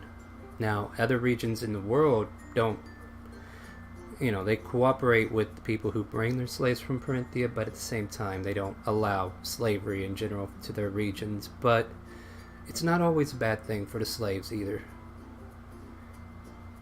Never mind. Kodak was about to ask a question, but then he stopped himself. Are we what? Are we slaves? As Maria kind of chimes in. Is that what you were going to ask? I felt it would. Partway through my sentence, I felt it, what's the word? Inappropriate? Yes, undignified, inappropriate. Yes, we are slaves, she says, and kind of looks down. But it's not a bad thing, Liana reassures. For the person who bought us was Ninny. She saved us quite literally, to be honest. She has backing, she has power, she has financial security in this realm for whatever reasons, and we never questioned it. But now we're starting to understand that she is a noble's daughter. Is that correct, Kremzu? And he ignores her. What a wonderful companion to have. Slither. Keeps one eye open on you. It's like, But yeah, that's the basis of what's going on here. Now, another thing, your kind of pointing to Valerian and Xana, are widely known in this region. Like, you would be able to walk into town and nobody would blink twice about it. You kind of looking towards Kaldek. If you were to walk into this town, you might get a lot of looks. You might look like a overly sized person that we rarely see in these parts. I'm not... Well, you'll get whatever looks come your way, but I don't think it's going to be as serious as it would be with... And she points towards the lizard folk and the Yanti and says, like, these two right here. These two Scalies are commonly known as beast tribes who live outside society. And for them to be in the city, is going to be a far reach for the reality of many people, and it's a concern. But this one, kind of looking towards the kobold, there has been kobolds known to serve people who in slavery, as well as, you know, just indentures, if anything else. But, you know, your kind is known to try to socialize, and there's been some integrating in society, I guess, with kobolds, but for the most part it's still demeaning, and I apologize. Perhaps a disguise of some sort for the two who are not normally. And something to say that maybe they're under command of someone else. Yeah, Liana. And I Liana kind of like cut you off for a second. Like, yes, that if for some reason you are sent to the big city for whatever reason, that would not be a bad idea to try to blend in if you have the means. If you need assistance in this, I can probably do a little bit to help, but I'm not sure how long it will last. And I'm not even sure if I'm going to be always around to help, because I do have my own pressing matters. There's a unicorn out there I gotta find. As Maria, I don't know how much longer I could stay here and entertain these guys, but I really want to get back on that hunt. I'm sure I can get him today. Why don't you take him with you? But no, if I take more with me, as she looks over to Crimson, who suggested this, that might be too much trudging around. They'll scare it away or make it run out. I don't know if I can have that. I don't know if you noticed, Sir Crimson, but I am not very quiet in this armor, and I kind of shake back and forth and my chainmail clinks. Yeah. Makes it all the more funnier for me. I kind of chuckle at that. No. She's kind of like surveying each and every one of you, like looking at your weapons and seeing what you're bringing to whatever table, and she kind of looks at Chara for a moment. And then she looks over to Xana. You two might have a way to help that I could tell just by looking at you. Everybody else might be a little clunky, but one of you is attuned to nature, from the looks of it. If I'm wrong, you tell me right away. And then the other one of you... You're right. Actually, both of you have some tie to nature, I should say. And you carry a bow on you. I can trust the man who carries a bow. She says to Xana. I've only been just carrying this bow for a day or two now, so I wouldn't put too much trust into that. Well, I guess we can see. I mean, I'm just going to go through the forest, survey for some tracks. Maybe you guys can see what I don't. If that sounds good with everybody else, as soon as you finish eating, I'll take you out on a hunt, if you were. What do you guys say? I'm okay with the hunt. And then are they just offering that to Xanon and Chara? No, like everybody. Like, I'll take everybody with me. It's just that she kind of had she had a moment with those two in specific because she recognized a druid and a ranger. But yeah. Perhaps maybe a different set of armor that could fit me that wouldn't make as much noise. Nah.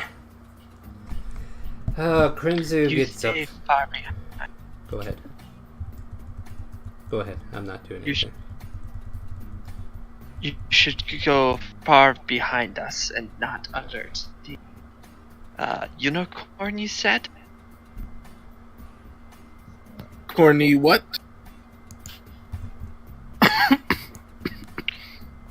You should stay behind us while we search for the beast. I mean, I know corn. It's that yellow stuff. It's okay. Unicorn. Maybe I can help, Crimson says lazily as he disappears. And Leona's like, how are you going to help if you just leave, you overgrown scaleback? What did you call me? Disappear. I mean, you wonderful beast, you. Oh my god, I can't believe I was so childish to say such things about your grace. That's what I thought. And he's got like this bag, and it falls to the ground. I was delving in my treasure trove that wasn't all cookies, and I found a few knickknacks that might be able to help a few of you. Or maybe not. Could be mostly useless shit. And he kind of like spills this bag on the floor, and you see like staffs, a cane, a 10-foot pole. There's an amulet on the ground. There's some leather armor and some chain mails. There's a staff, some bracers, an orb, and a little pouch. You guys can sift through any of this and see if it's of use. I scuttle and run toward the top of the leather armor. Mm-hmm. I'll And pick then I up the snatch piece. it. Suffix will pick up the pouch. Okay, The sorcerers use staff. they can. Yeah, I'll pick up a staff because I Okay. can attach my arcane focus to it. There's two of them, and I'll tell you right off. One looks like it's got like druidic carvings in it, and the other looks like it's got like a snake carving in it. I don't want the snake. Alright. I'm gonna look at the chainmail armor because I don't think I have any armor on. Oh, Barbarians don't really need armor. yeah, barbarians rely on their dex and wisdom, I believe, for Con. protect- No, for Put it con. back down, as it is of no interest to me. Yeah. Well, I mean, I was already holding it. I had Oh, Yeah, it's I fine. guess I set it back down into your arms. Yeah. So I don't need this. just kind of go over things. There's still a cane on the ground. There's a pole on the ground. The staff with the druidic-looking figures on it. I'm gonna take that out of the way. Alright, so, alright. Yeah, alright, so we got Chara with that, and then we got Valerian with that. What else is on the ground? There's some bracers that look pretty good for you. An orb, there's a wand, and the long I'll try on the 10-foot pole. bracers. Not bad. Okay, and Suffix, Didn't check that. What is this orb? Good question. You should have looked at it. Oh, don't. Like that Did you- kind Yeah, if you Pick want it to look up at this and, stuff, yeah, check it out. just tell me if you're looking at something in particular, and I'll give you the description. Yeah. Can I look the at orb. the remaining items? See Yeah. if- Can I see can what's take- left on the ground? So while holding this orb, you can determine whether it's morning, afternoon, evening, or nighttime outside. It seems to like have like a little globe in it, and it's got like a early morning symbol of like the sun just coming up over a hill. it's like a And- clock. Okay. I'm looking I'll outside put of the this sky. orb in my pouch. All right, and Interesting enough. so Valerian's taking the orb, and I'm going to tell you what's left here in just a second. So let's hold off before. Yeah, Crimson just dumped all this junk on the floor, and you're not even sure if any of it's useful, but some of it seems to. The bracers went to Xanon, and let's see, there is a wand that's still on the ground. There's an amulet that's still on the ground. And there's a pole, a 10-foot pole on the ground, and a cane. I'm gonna kind of like look at these items and see if any of them really pertains to me. Hmm? I don't really know if I have much. Well, I don't interest know. in Like them. half of these require attunement, so like I can't just say this is what it does. You pick up like the cane for a moment, and you think it'd make a good weapon to beat somebody in the head with, but at the same time, you got a better weapon for that, right? If it has any other qualities, you can't just quite tell yet. There's this 10-foot pole. Like if you need to reach out and smack somebody with it, you think this might be an interesting item to have. This amulet, though, it's got like a clockwork design to it. I know that. Let me pull this one up so I can kind of read it to you. It's a copper amulet containing tiny interlocking gears. That one might actually I mean, it's interesting. It's made out of metal and it's making noise. I don't know how that would appeal to a lizard folk, but it could be something interesting. So wait, the amulet is clockwork? Well, I'm not telling you that part yet. Somebody's got to attune to it.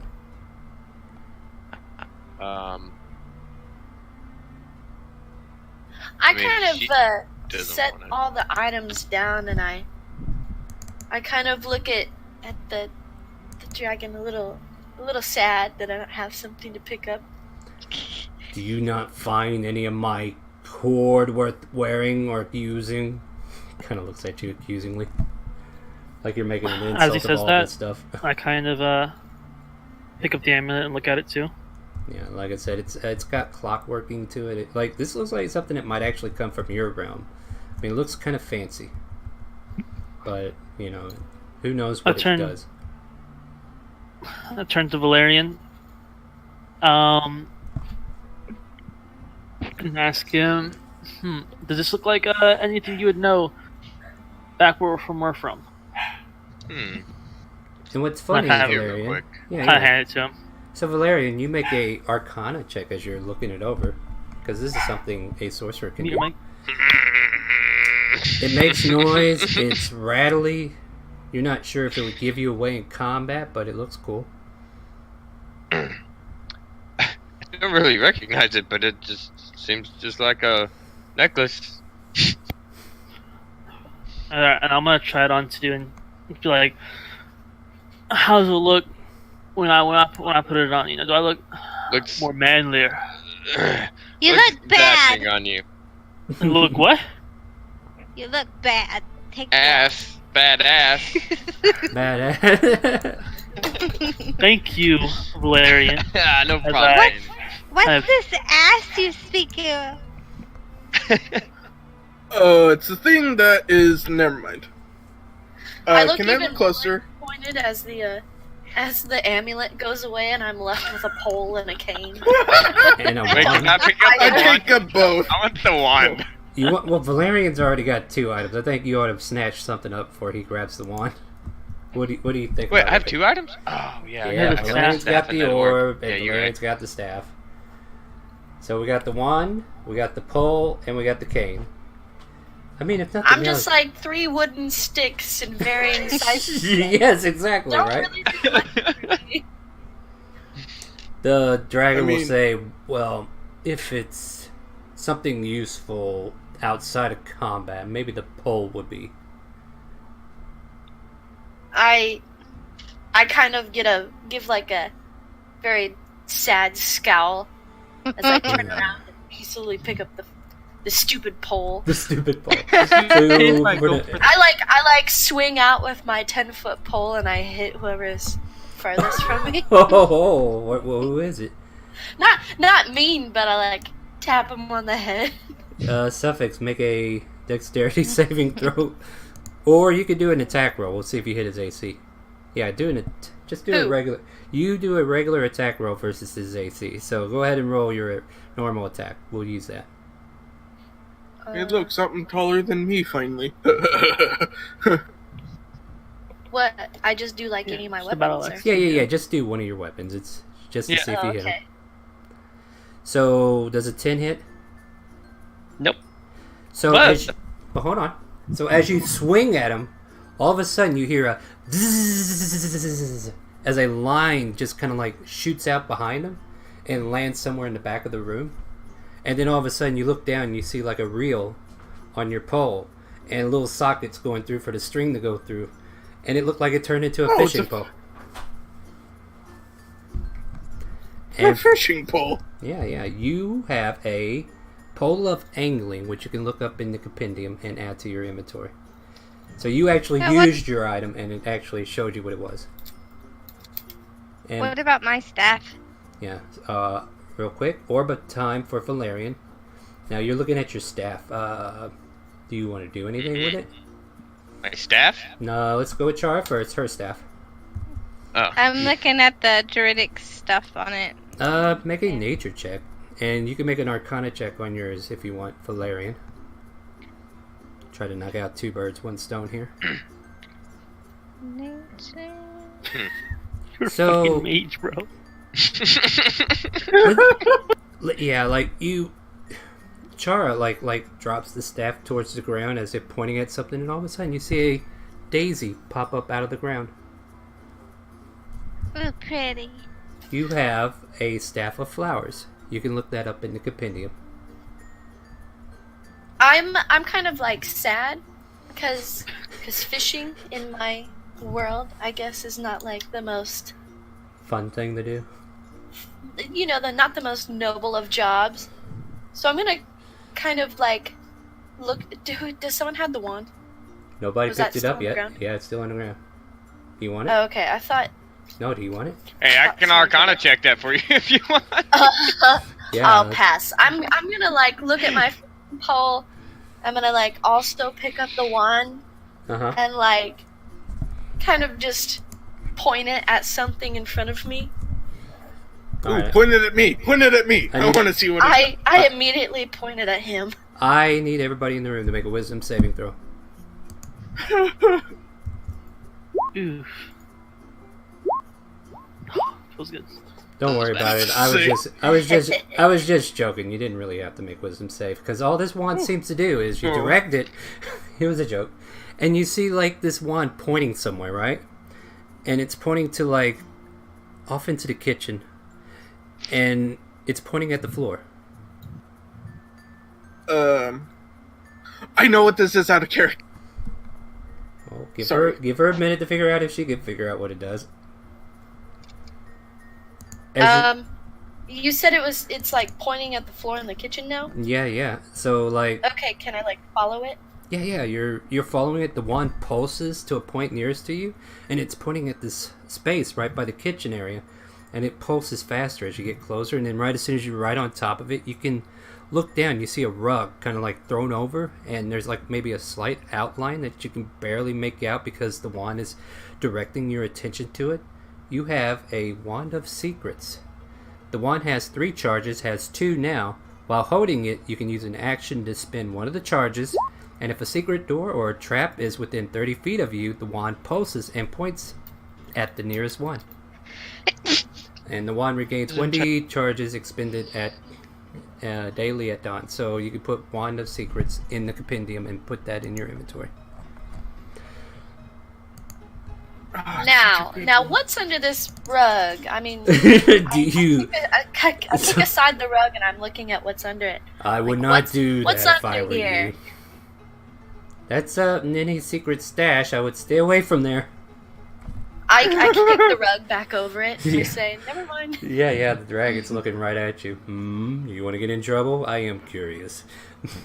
He kind of chuckles. I'll I hold mean, my- she was just following what the wand was telling Oh, her no, to no, do. that's fine. Yeah, that's Yeah. not my fault. You gave me this thing. I know, right? But no, it doesn't mean you can just use it and then exploit it. Like, people are watching. So, basically, the amulet and the cane are still on the ground. And there's, like... No, I No, have, I thought Xana took the... Wait, what? I have the amulet. Oh, you took Xana the took the amulet. Xana? Okay, yeah, I'll put that down then. Suffix would like to see what the cane does. Alright. Dang it, I was about to say that. Oh, yeah, well, Now that we're playing with our things. yeah, you found all these toys. So, yeah, you pick up the cane and you do anything I with just it? Or? push it around, see, like flicking around, just seeing what it's Uh-huh. like. Yeah. It's interesting. Like, you swish it around and then all of a sudden you're holding the cane. Where are you holding it at? Like, near the top part at of the the- shaft or at the Near bottom? the top. Near the top. So you find yourself swirling around, and all of a sudden it flies out of your hands, but not because, it does anything like that, but it seemed to have transformed into an ordinary longsword, and you were touching the outside edge of the knife edge, and then it just kind of clank, clank, clank on the ground for you to pick up. Oh, That's pretty cool. that is really cool. So when you grasp this walking king and use a bonus action to speak the command word, it transforms into an ordinary longsword and ceases to be magical. Which means Can it it's change back? Yeah, that's a good question. I guess it can, huh? So yeah, all the magic's gone. Now it's a longsword. So now you just have a longsword on the ground. Oh man. Hey, do you want this longsword? Actually, I think- I would actually say you can speak this command worm and transform it back, but it's no longer magical as a cane, I guess. Weird spelling there. I would say it can convert back. I look at Valerian and have him look at my bracers that I have on and see if he can get something. All right, let's see how this goes. Let's see how this goes. Can I Arcana check Yes, these? you can. Yeah, we're. You're not used to this magic-y stuff, so you really don't have a grasp of what's what. However, spending a little time with these bracers, you're gonna find out exactly what they're good for.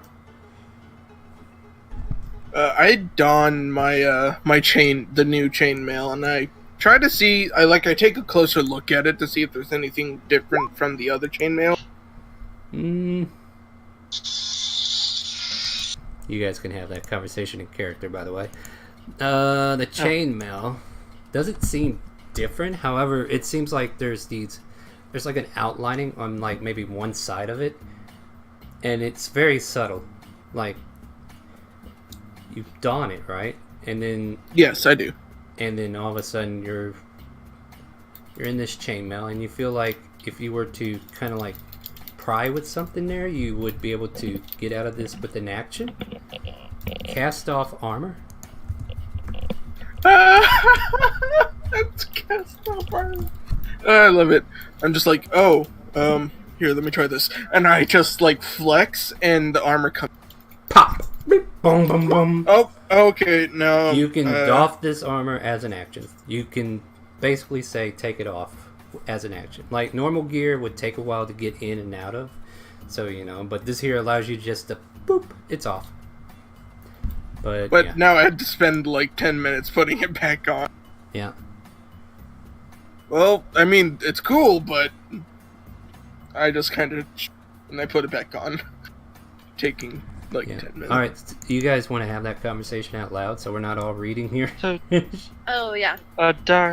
Odysseus, do you want the cane that changes into a longsword or the fishing pole? In my country, I was known to be a fisher and a hunter. I kind of like look at my fishing pole and I think about the weapons I have. I give him the fishing pole and I tell him that I really don't need the sword. I don't think. I think I've got quite a few amount of weapons on me. Well, this is for like a stealthy type attack. They won't take this cane. You could just say like, "Oh, this is for walking." In my opinion. In my opinion. I am. What do you do? I take it. I take the. All right. longs. So the cane is in her possession, and so Odysseus has the cane, and the pole of angling goes to Succus. Suffix. Is this all in the? Yes. Gee. So like the armor piece was the only thing that the Goliath got. That's okay. All right. I'm just like, well, it's not really magical. It's just kind of designed to do that. Can I Arcana check my staff? Yeah, go ahead, do that. Yeah. Maybe you figured it out. Maybe. You have maybe. Staff. You have a staff of adding. Of what? Of adders, actually. Let me see. Staff of the adder. And I will bring up its description real. Wait, it was in here. Staff of the. I'll try that. Okay. It was on the roll table. Yeah, I don't see it either. Let me look at the magic roll table. Boop-a-doop-a-doop. Let me look at the roll table because it was in the roll table. Otherwise, I wasn't going to give you guys all this stuff. So, we look at magic item. We look for Staff of the Adder. Is there a name to my cane, or just? Veteran's Cane. Okay. Yep. And what's the name of the pole? Fish pole of angling. The angler's pole, I believe. Or it's something angling. Pole of angling. Yeah, pole of angling for you. Where did I find this?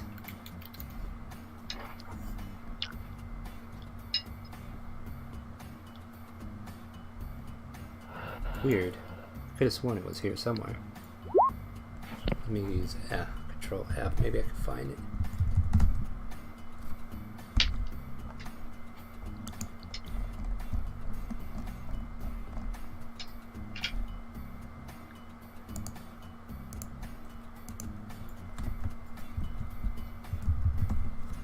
Alright, Staff of the Adder.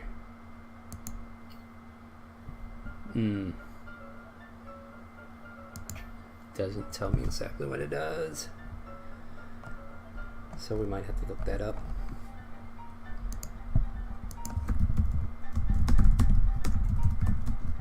Oh yeah, and can I check out the bag that I also picked up? Yeah, you can check that out. Oh, is I that... like to open up and see what's inside of it.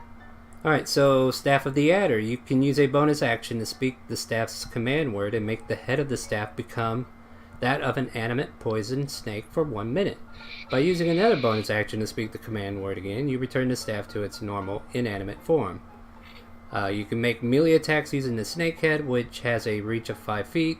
Your proficiency bonus applies to the attack roll. On a hit, the target takes 1d6 piercing damage and must succeed a DC 15 con save, or take 3d6 poison damage. I'm gonna copy this and just throw it in. Might not work though. She's got a cool secret-seeking wand, and she's got a pretty... it's a cool staff that can make clouds. And I can take off my armor quickly. We got this. There you go. That's your wonderful snaky staff. If you want to look at it, there's a staff of the python, which is basically the same thing, It's just not. a different kind of snake. No, it's totally different. One stays a snake size, the other one's a fucking huge python that's as big as a house. There is a big difference. That's a big difference. There is a big difference, friend. Trust me, I wasn't going to give you something that strong, but this is still pretty good. There's the explanation of what it does. And attunement is cleric, druid, or warlock, so you can't really... What the fuck? How about that for a twist Oh, of what? fate? It's a useless ass staff. Who can use it? I'm sorry. Cleric, Oh. druid, or warlock. Chara, these stats Ooh. seem to be made for you, apparently. It wasn't... Like, I was just going through the list, I'm like, what can I throw in a bag just to throw in front of them? So, yeah, this was all random, so it's not like I was being racist against your character's class or anything. You're being racist. Yeah. Yeah, I'm feeling a lot of hatred toward the snake or something. Some Yeah. I was hoping it was gonna be armor with smoldering. Like, I would have... This It would've early? been Are like you you said. fucking nuts? Like, Chris It would just be- smolders. Oh, well, it was a possibility. Cribsy looks at you guys like, what, you're not happy with what you got? What do you expect from me? And Can I check the bag and see what's inside of it? you want to check the bag. It is empty. It's a pouch. You reach in? Yep. Yeah, roll me a d6. Okay, so it's either a bag of beans or a bunch of... 5. Let me see if it's in here first. Alright, so... Please. You pull out red flakes. And What again? You pull out red flakes, like a whole bunch of red flakes. And it's got like a spice to it, like it's very spicy and hot. You think you just pulled out a pinch of like jalapeno flakes? Dried jalapeno salted? Or, you know, seasoning, if you would. And you find out you have Hewert's handy spice pouch. This belt pouch appears empty and has 10 charges. While holding the pouch, you can use an action and expend one of its charges. Speak the name of any non-magical food seasoning, such as salt, pepper, saffron, cilantro. I was just kind of like naming things in my head and said, okay, this is the 5th one. And that's what you pulled out. And you remove a pinch of the desired seasoning from the pouch. The pinch is enough to season a single meal, and the pouch regains 1d6 plus 4 expended charges daily at dawn. I can cook me up some really good fish. So you would seem. What are we rolling here? What are we talking?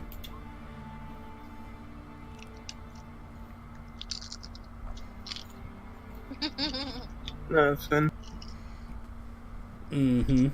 Alright. Well, Leona, now that I can take off my armor quickly, we are ready to hunt a unicorn. That's so weird to say that.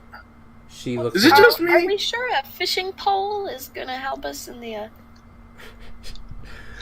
Crimson just. I mean, I don't know. capture of a unicorn? It was just stuff that was hanging in my hoard. I really didn't have.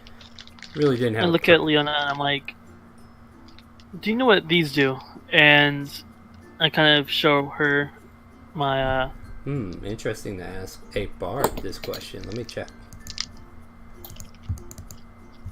Yeah, what's weird is Liana actually looks like a ranger because she did pull out a longbow, right?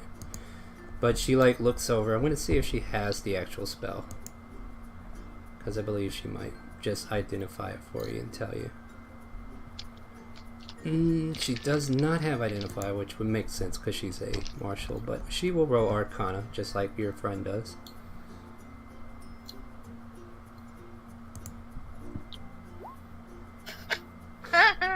But then again, I will say that she kind of looks at her own bracers and then looks at yours, and she's like, they look just like mine, and if they're anything like mine, they are bracers of archery, so it's probably a good thing that you have them. Which later on you will find out she was right. I see. Yeah. Bracers of archery, you say? Now I'm not one to be a beggar, but you said you just pulled random items from your hoard. Don't you have anything a little more What I don't are know, you? I suppose stealthful? Stealth-based? We are hunting here. I know what you're talking about. This is my stealth. I flex. Make a persuasion check. Well, I don't know how that's gonna go. I guess I could see if I can find something useful. Disappears for a moment. Comes back. I say, good job. More loot! Throws another bag on the ground. Yee! And the bags... What? Nothing. No, you interrupted. By all means. What do you I want? want to hear what is with the bag. What's in the bag? What's in the bag? What is in the bag? There is a bunch of dirt that falls out. Then a bunch of cobwebs. Then another fucking pole of angling. And there's some boots. Mine. Hey, she wanted it. Don't take hers. No, I'm okay. And what As I else? go for another fishing pole. You bet. Double fisting on the fishing. Wow, yeah. And then there is... What else? There's a couple potions that actually roll out. And 2 stones that look the same. Like they look... Stones of far speed. They look... That look what? I'm sorry. They look You kind of cut off. opalish. Yeah, I'm trying to... He cut me off, so... Let me see if Wow. they're... Yeah, no. Rude, I'm right? sorry. No, you're not. Don't lie to me. I'd rather you tell the truth than lie to me. But no, Yeah, these what are is a like... lie? I want to take a look at the boots and then kind of like sniff in the dirt to see if anything's magical about it. Like anything special about the dust that fell. Who knows? The Maybe only- it fell out of another pouch Yeah, of yeah. seasoning. Oh yeah, that could be true Tasty. too, huh? That's a good idea. You As she's sniffing, like, oh sorry.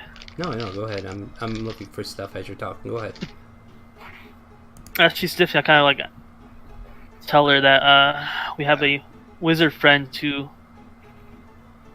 could possibly tell you what it is that she's sniffing. So Would you like me to look at that? yeah. I kind of take a handful of dirt and cobwebs and I hand it to him. Yeah, go ahead. Arcana check! It is a bunch of dirt and Of cobwebs. course, it's better. Yeah, dirt and cobwebs. That's Outstanding. exactly what it is. However, where are the boots? Who has those? I wanted to look at them while sniffing at the dirt. Yeah, you kind of feel like maybe the dirt and cobweb came off the boots. Who knows? But you have a boots of false tracks, and only humanoids can wear these boots. I believe you're humanoid. While wearing the boots, you can choose to have them leave tracks like those of another kind of humanoid of your size. So if you're plopping down lizard folk tracks, you can be like, oh, I want to make these elven, and make somebody think they're not tracking a lizard folk, but an elf. Something to that effect. Can you make them backwards? So the tracks appear to be going the opposite direction. That would be really useful, actually. that's would. kind of a... We'll walk backwards, and you got yourself Well, I backward mean, walking like, boots that'd of be- false tracks. No, they don't do it backwards. That would be so But that'd funny, be though. really useful. That would be like what I would think of boots of false tracking. Your scene is over. Hush. No. Oh, it is a humanoid. Okay, You so I are can take them? Yeah, you can take them. Oh, okay. You're all humanoids unless you're Yanti with a tail and nothing below the waist. Or merfolk. Is anyone going for these opal stones? I'll pick them up. Opal? Yeah. No, I want them. Everybody roll I initiative. pick them up quickly. Roll and then I initiative. hand No, one to the everybody, kobold. everybody called it at the same time. 20! Roll your Each. initiative, bitches. Don't worry, Ooh, my rolls have been did going mine sweet. not- Well, God damn. I got it. Jara Looks like grabs Jara one. got it. Well, here's the thing. Jara, you can take both of them, or you can let Suffix get the other one. Take both. I'm gonna take both of them. Yoink, yoink. So you take both of them. Suffix has a small, little, sad look. Yep. Oh, it's okay. You can get your own later. I mean, you do have two poles, so. So yeah, Can I Jara, have you one got of the. those balls? I guess that's fine. And I take out my dual little pull action. Yeah, this is great. I'm gonna pull out one of my rondites, and I'm gonna show it to Chara and be like, "Can I trade you one for one?" Hmm. I like pretty sounds. I pull out a blue, let's see, what was it? Pulling out one of the gems you found. Yep. Mm-hmm. Yeah. If I can find it. Yeah, so she's trying to trade you for your opal, and you're like, nope. Oh well, I don't care. I like any sort of shiny stones. Yeah, there you go. There you go. So yeah, what do you do? You know those might be magical, right? Because magic exists. I kind of glare at him once more. These are fucking stones, my boy. My armor literally pops off whenever I flex. He flexes Yeah, and it pops off. No, you spent 10 minutes Ew, putting it that's back on. gross. Put it back on. I have clothes under it. We're still gross, disgusted though. by the sight. Yeah, this is like the best time. Of I my give, rippling muscles. I give Odysseus one of my blue quartz. Okay. But you keep And both I of the take- opals. Yes. Do you explore what they do, or you just want to keep them as a shiny? What do you want to do in that respect? Liana, not Leona, is patiently waiting for Leona. you guys to look over your shit. I'll spell her name in case you guys give me more grief. Okay, yeah, that's probably. Yeah, I'm going to explore what they do. You can either make an Arcana check, or you can show them to your maybes Arcana person thing, or show them to Liana. I can look at those. Or you could just ask Crimsy what it does. Crimsu, what does this shiny stone do? It lets you talk to the other shiny stone. They are sending stones. I called it. Quit calling shit, dude. You ruin the fun for people who don't know. I'm sorry. I kid, it's fine. But yeah, those are like the other treasures we managed to dig up. My row 20's acting up, so... Can I put these bracers of archery you said, since Leona told me my... Yeah, they should be in the compendium, I believe. And I still don't know my what my thing does, my necklace. Oh, yeah. Oh, okay, the necklace? Yeah, let's see here. So we're looking at that clockwork amulet, and you showed it to your friend, and he didn't know anything, right? Yeah. Do I wait for him to actually spend more time on it, or do I wait till battle? For my sanity, this copper amulet is a clockwork amulet. You can look it up in the compendium. And just to read off what it does, this copper amulet contains tiny interlocking gears and is powered by magic from Mechanus, a plane of clockwork predictability. The creature that puts an ear to the amulet can hear faint ticking and whirring noises coming from within. When you make an attack roll while wearing this amulet, you can forego rolling the d20 and get a 10 on the die. Once used, the property can't be used again until the next dawn. So basically, you can roll a 10 and then add your modifiers, and then if that's going to hit, then you ain't got to worry about rolling below 10. And you can use that once per day, and can't use it again until the next dawn.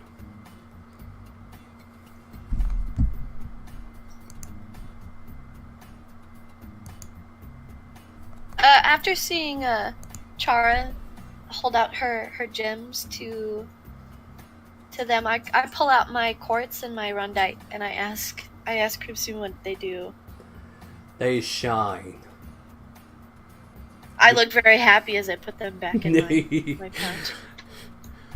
I imagine if you sold them to the vendor, you can get currency related to the world, or exchange them for services, but if you like shinies, you might just want to keep them.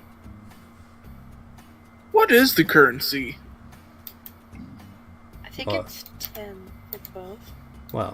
Well, we have gold, we have silver, we have copper. I'm sure you'll figure it out. Oh, so like the old version of, I get it. And there are 2 red vials on the ground still that are covered with some of that dirt and cobwebs. Ooh, dirt! I'll pick up one. Oh. One Hey, could the pile of dirt. sorcerer have the other one? I think one person on the front line, one person on the back line having these, depending on what they are, would be, Yeah, most what are they? What are they? Yeah, what are are they? these? They're just vials of... I want to pick one up in the Arcana check. Yeah, go ahead. I'm a Hell yeah. high religion at this. check. I will Okay. temporarily... Can we have a short break because I'm experiencing technical difficulties? Yeah. Okay. Let me finish resolving these rolls. We'll take another 5-minute break here. And it is not tied to your religion at all for some reason. No shit. Yeah, so let's take 5 minutes. And don't worry, I will tell you what they are eventually. I just want to keep you in suspense for a little bit. But join us back in about 5 minutes as we take care of our difficulties. Maybe some of us have to restart, so stay tuned.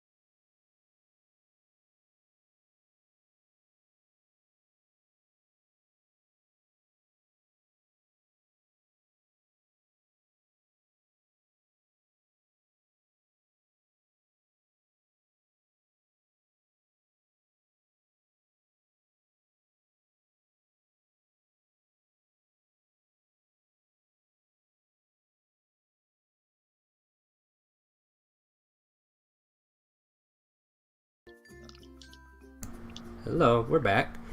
That was our break there. I believe that'll be the last one for tonight before we call it. But now we have been fiddling with all these magical items that our Krimzu has just dumped on the floor irresponsibly. It's like, if you find something you can use, great. If not, you act like I care. What are we doing? Well, we're ready. Let's go hunt the unicorn. That's still weird to me. So, unless there's any other business with the stuff on the ground, I think we got everything. Oh, there was a couple potions. I picked up one. Well, yeah, I picked up one of the other bottles. Yeah, they are lesser healing, so 2d4 plus 2 if you decide to quaff them. Healing potions if you need them. And Liana will be like, okay, are you done playing with all of Krimzu's toys? Because if so, we can go on this hunt. She gives them time. Well, shoot, if he wants to give us more. Yeah, Krimzu, I mean, you're a legendary dragon horde. You gotta have more than this rabble. You are very generous. Make it. Would you like a persuasion of sorts? Yeah, I'll give you Oh, one he's saying- more. We'll see. Can I roll as well to see if I can help? Oh, you helped, alright.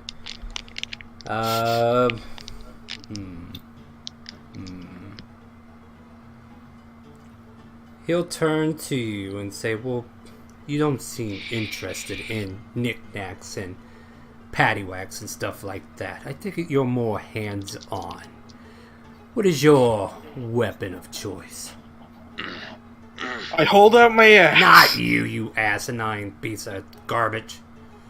Oh, me? Sorry, I thought you were No, we're talking to help my magic. You see flames starting to lick across his nostrils as he's now deciding not to help any of you, and it's like, never mind. Your friends speak louder than I you. was trying to rewind. Nope, no rewind for you. You said it. I Like wasn't- Odices initiated this, and he turned to Odices. Maybe I should have been more specific, but yeah, he was facing Odices, describing her because she was the one being nitpicky about the items on the ground. I did not know, I'm sorry. Alright, so in this case, he'll turn to Odices and be like, so what is your weapon of choice? I'm gonna hold out my battle axe, seeing as I've had probably the most luck with it. By the way, with your battle axe from now on, you're gonna have to wield it one-handed. I think you have to wield it with both hands because it's a great weapon. Am I not mistaken? It's a battle axe. Yeah, battle axes are big. I'm gonna look it up real quick, but we're gonna see if Oh, we can. okay. They're versatile. If They they're can do one or two. Yeah. So if it's versatile, we'll have to make sure we give you the right thing. Actually, this might actually be a good idea to give you.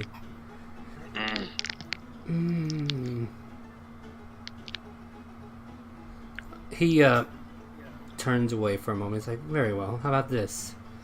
And he vanishes, and then he kind of ripples back into existence, and he drops a battle axe by your feet. When you swing this with ferocity, it can deal even more damage. Can I pick it up and, like, go to an empty corner? There's actually some test dummies outside if you want to take a swing at it. Oh, okay. I'm gonna, like, snatch it up with a really big smile on my face, like a kid in a candy store, and I'm gonna run outside. Yeah, And just and if you're gonna go up against one of these test start dummies, whacking. yeah, do me an attack roll real quick. And if you roll an I'll attack, go that'd be behind it so that she has an advantage. great. Not bad. You smash it in there. It seems to do just about as much good as your normal battle axe. However, you feel like if you swung it just a little bit harder, this thing feels like it would light up in your hands. You have in your hands a vicious battle axe. When you roll a 20 with this magic weapon, keyword magic weapon, the target takes an additional 2d6 slashing damage. Nice. So aim for those crits. I would like to approach the dragon. Any more bullshit I need to look for? Okay. Look, he- I just No, have sir. this I have this staff now. Hold up this staff. Mm-hmm. I tried to use it to help me with the magic I've been able to create, but it doesn't seem to do anything. Am I using it wrong? Yes. You're a sorcerer, not a druid, not a warlock. I hate those guys. Or a bard? Cleric. Yeah. Yeah. Tell you what. Give it back. And if you want a staff or a wand, I'll see if I have one in my stash. Is that what you want? Yes. Yes? Would that make you happy? I need help with this newfound power. Hella help. Yeah. If it gives advantage on Arcana check. I'm gonna run back inside and like look at Crimson with like just a very gleeful look. Yeah. Like thank you of all sorts. Yeah, he notices and he's like, and he kind of fades from existence once more. Then he ripples out and he drops another staff on the floor, and it's decorated with bird carvings. Bird carving. He takes the other staff away and it disappears. Now, pick this staff up. Now it feels like you can actually use this staff actually and do an Arcana check. And I know chat's probably laughing with me. I really hope. Come on! I really just gotta focus myself on this staff.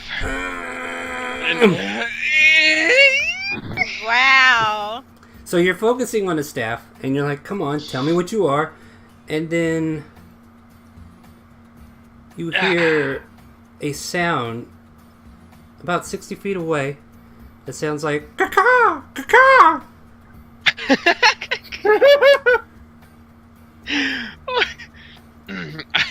I look over at wherever that sound came from. I'm like, wait, what was that?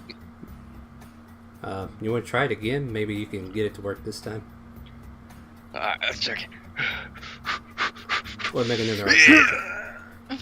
You concentrate and you're focusing, and all of a sudden you hear out about 60 feet away in a different direction. Wah, wah. What is going on? And then it comes to you because your Arcana check actually went through. You have a staff of bird calls, and at the same time you realize what it is, Crimson fades away because he's like, I'm not fucking helping you guys anymore. But this wooden staff of bird calls, yeah. This wooden staff is decorated with bird carvings. It has 10 charges. You've expended 2. While holding it, you can use an action to expend 1 charge from the staff and cause it to create one of the following sounds at the range of 60 feet. A finch's chirp, a raven's caw, a duck's quack, a chicken's cluck, a goose's honk, a loon's call, a turkey's gobble, and a seagull's cry, or an owl's hoot, or an eagle's shriek. Excuse me. The staff regains charges, blah blah blah, and on a 1... Like, if you expend the last charge, roll a d20, and on a 1, the staff just explodes into a harmless cloud of bird feathers and is lost forever.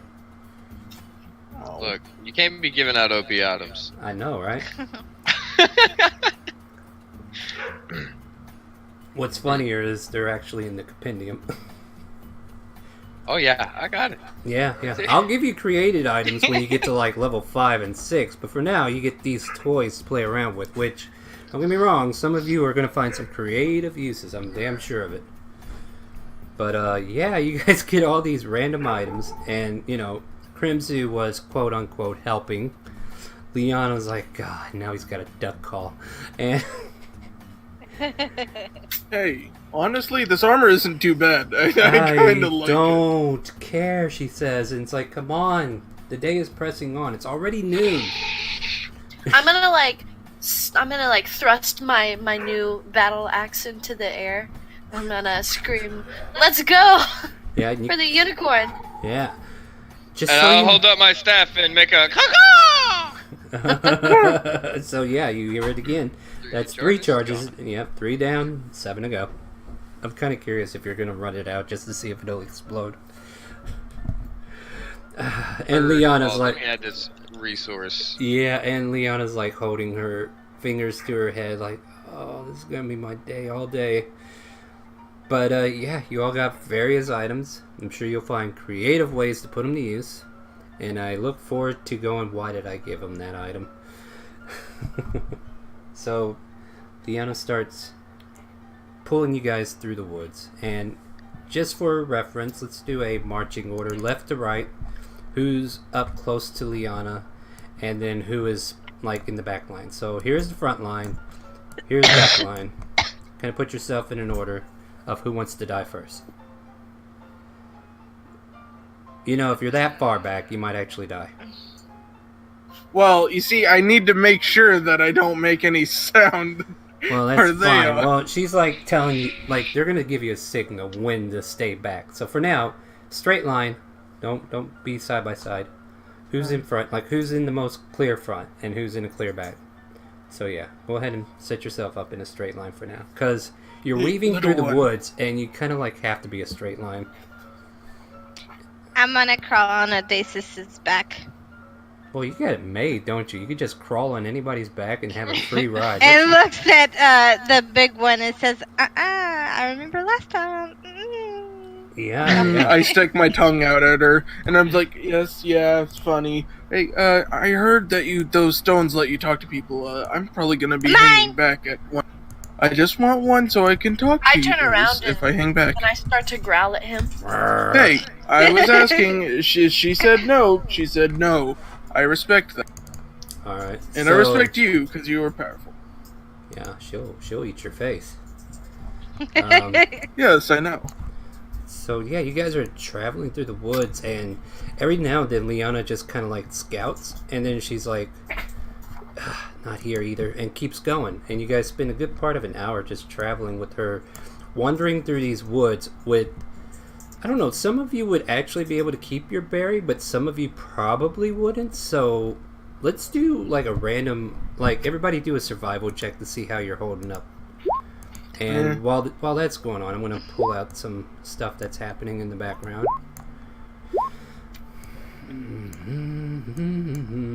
How low did we go? Who's the lowest? I believe me. So I got a 9. I see here. What else? Alright, so suffix. I'm going to call you suffix. Do you mind?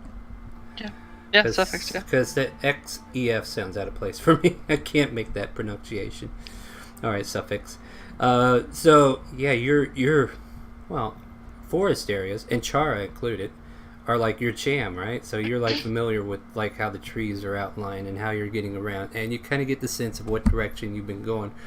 Even though Liana's been like curving north for a little bit, and then she curves to the east, and then she curves more to the south, and it goes back east. You know you're heading east.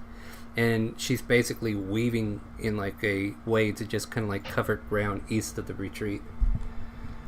But I'm going to roll some general stuff real quick for some thingy-majiggers to see if... Yeah, we got it. And I'll be stealth, by the way. Wow. Alright, so my passive perceptions for everybody. Well, I guess I'll just move everybody here because you're going to realize what's going on. As you're traveling, Liana just kind of like stops everybody. And I need to add her to this sheet because she is in play.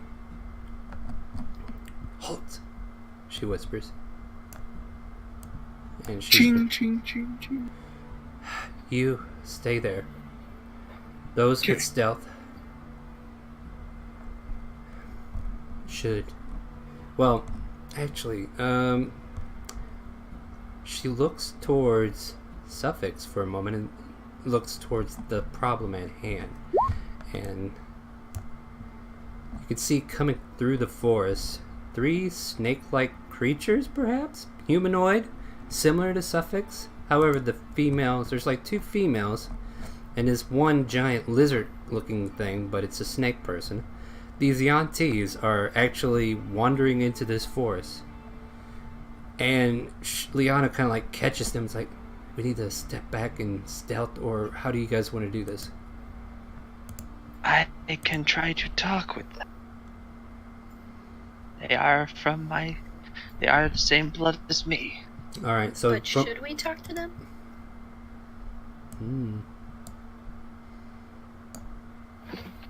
Alright, so Liana's going to make suggestions. However, suggestions are just that. They're suggestions. And she will tell those who can stealth should probably get in a position for ambush. Those who cannot, be ready to receive the attack if it comes towards us. And she allows you to interpret that however you want. And from where you're moving, you can spend 1 round to move. So she's going to come up here. She's going to hide. I'm going to stay right here as still as possible. Yeah. So, behind this. I'm going to move up to them. Hold on, don't go all the way up yet, because, like I said, don't- unless you're using your just cunning right up action to to his dash. face. Cunning action to dash. Yeah, and Leona's like, God damn it, I said hi. Oh, whatever. But yeah, I'm making her stealth real quick. Those who are stealthing, please give me a stealth check if you haven't already, and then I will go back and review. Did I have people? Would I have to? Yeah, you're somewhere. Well, can I forego my disadvantage because I'm standing as still as possible? I will say yes. Thank you. You can pop That's your arm still off, a too. 7. Still a 7, but don't worry, you're way down here, so I won't consider it being seen yet. Everybody else, what do we get? 15 for Chara. Let's put a 15 by her bubble. What do we get for... I got a 15 too. Oh, you got a 15? Wow, the scalebounds are on it. I got a 15 as well. What? The fleshies are good too? What about you, Ranger? 7. I guess 7. You got a 7 too? Oh, how cute. Do you get to pick favorite terrain yet? Or no? Yes. What is your favorite terrain? I picked woodland. I do believe you get to roll with advantage because you're in your favorite terrain. So what was your advantage on that roll? Oh, go ahead and roll it again. Yeah, it's a little bit better than a 7 though, so we'll put you we will put you at 10. So like if chat's noticing, I'm going through their characters and marking on the left bubble what their stealth is. So like if you click your token, you'll see I put your thing there. And I really need to work on some of your tokens because some of them are mislabeled. But yeah, okay, so we're not going to roll initiative yet. We're going to let the social interaction take place between Suffix and the Xeon T he just approached. So let me kind of pull up these guys' character sheet real quick so I know what they're about. So basically, you know that you're looking at a Malison and 2 purebloods.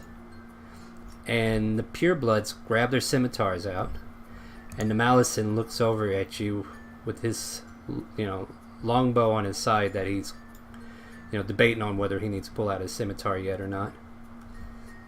And Hello, fellow tribesmen. Have you seen a unicorn go by? I'm trying to hunt it. what are you doing here? We've never seen you before. I come from a far away place. My land Far away place where? The pureblood in the back says. and I will say I'm from Sepid. Roll persuasion to keep this going.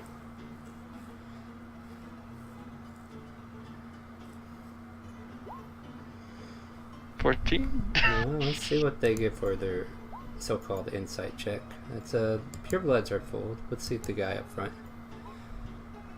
Never heard of Sepid. No, that's gotta be a place. Sounds very snake-like. Sepid. It does sound snake-like. But I'm on to you.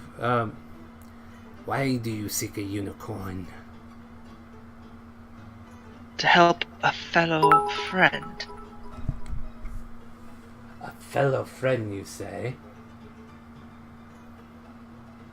Are you not alone? Is there others here? Quick, search the area. Yes, there are others, but they're trying to be sneaky and stay out of the way. Are they? Oh my god. Oh my god.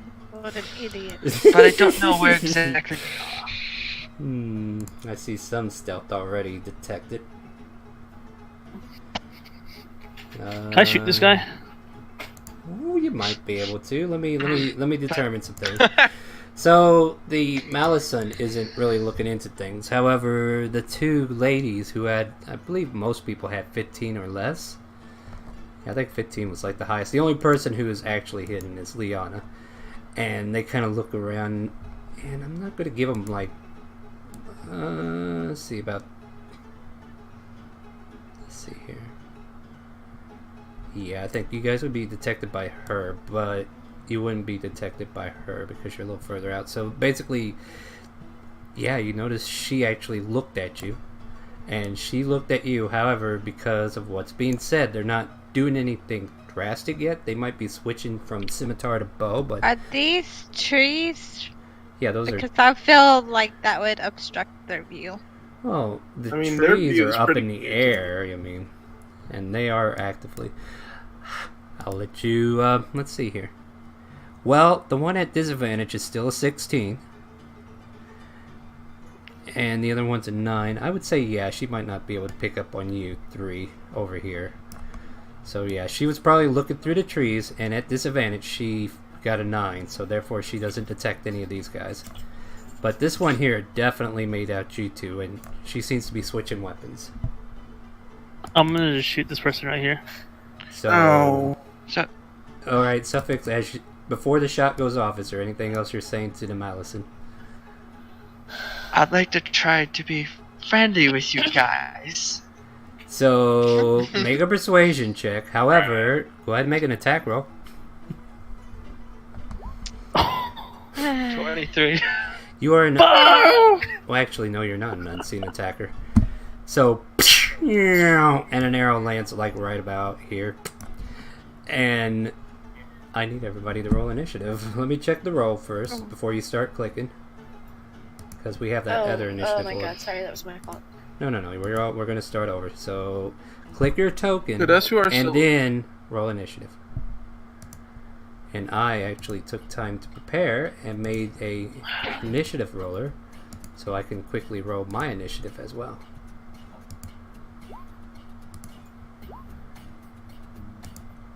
Okay. Are we all in there now? Awesome. Can I redo that? The same. Wait, what do you mean redo that? We both the same you initiative like 3 times. She got a 20, and then she had to roll it again, and it was like a 2. A 1. I That will... one. Hold on, I will... Oh, it doesn't really matter, I guess. No, I think no, she I can gets give... advantage. Well, I mean, she rolled a 20. I will give her the 20. So give me a second. So I changed your thing. Yeah, we got to get in the habit of clicking the token first. That way it's easy work, you know. The roll 20 is really quick about getting you up there. So, yeah. So, Suffix, you just saw this arrow go flying by. You think, oh shit, what do I say now to keep these guys from attacking? Or what's on your mind? What do you want to do? It's your first go. You're the one in control. I want to be friendly. but Explain like, that then, friend. They don't know what I'm trying to do. I'm sorry. And I will disengage for now. Okay. And move No. back. So as you like And try walk away to slowly, stop them. he kind of like looks at you approachingly with the scimitar, but you're making your way away. So go ahead and move. Awkward. So you walk away. And Yeah, I walk away. Anything else you're doing on your turn? Is that it? And I'll say, please, you can do this peacefully, everyone. We could, but let's see what Odysseus wants to do.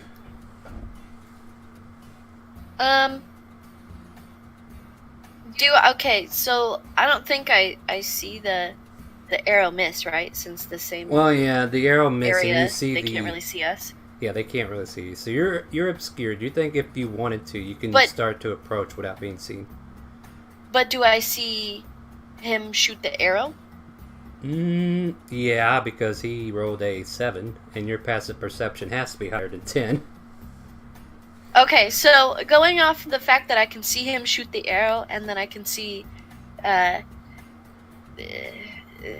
he walks back like a little concerned. Maybe I'll also kind of like hold off on doing anything too much. Maybe, if anything, I'll Okay, so are just you move a staying put? space right here Okay, so you're moving. Okay. So you didn't move too to much. get a better view, I suppose. Yeah, I'm gonna just leave your stealth where it is, so you don't have to re-roll that. So you just kind of moved. You didn't do anything to pop out of stealth, so you're still in stealth. Anything else for your turn, or just let it go for now? Do you know I'm what a gonna- hold action is, or no? Do I what? A hold action. Yeah, you could hold action. Yeah, you can hold an action if somebody gets close to you, and you can take a swing at them. So you can say, if this certain thing happens, I want to immediately have this action happen. Oh, okay. Well, I guess if anyone runs up on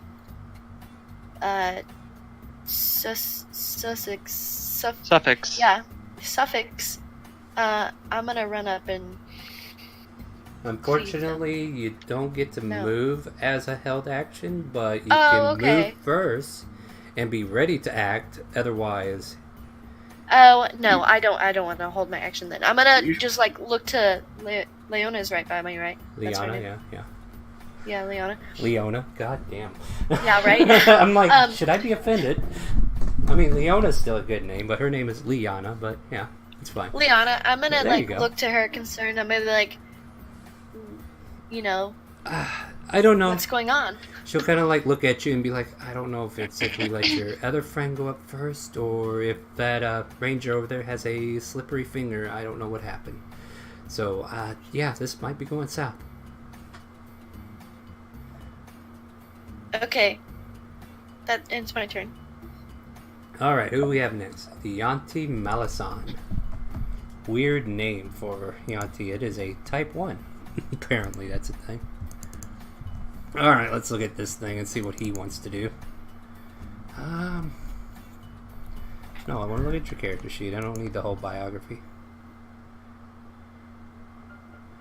So, yeah, he notices you walking away, and he, like, pulls out his longbow.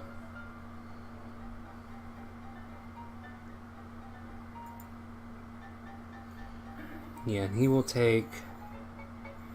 Well, I think he would attack the ranger because he was the one that came at him. And not directly at him, but he saw the arrow. I was like, wait a minute. I'm going to shoot that fucker in the tree. So, ping, ping. You see 2 arrows hit the air. And the 12 probably misses Xanon, right? Yeah. But an 18 will hit. So then you take... Yes. So this arrow lands into you and you hear a... It doesn't say you make any... Are you resistant to poison or anything like that? Then that would matter. But yeah, I think you just take the... Why not? Yeah, so you take the damage. So this arrow hits you.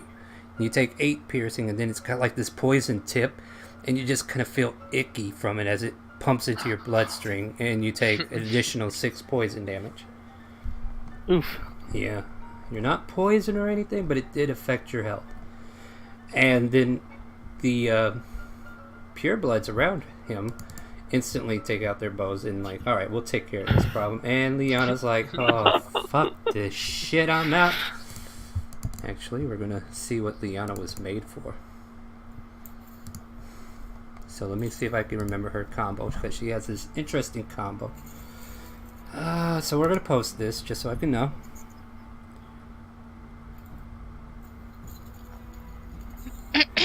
She touches herself and casts haste.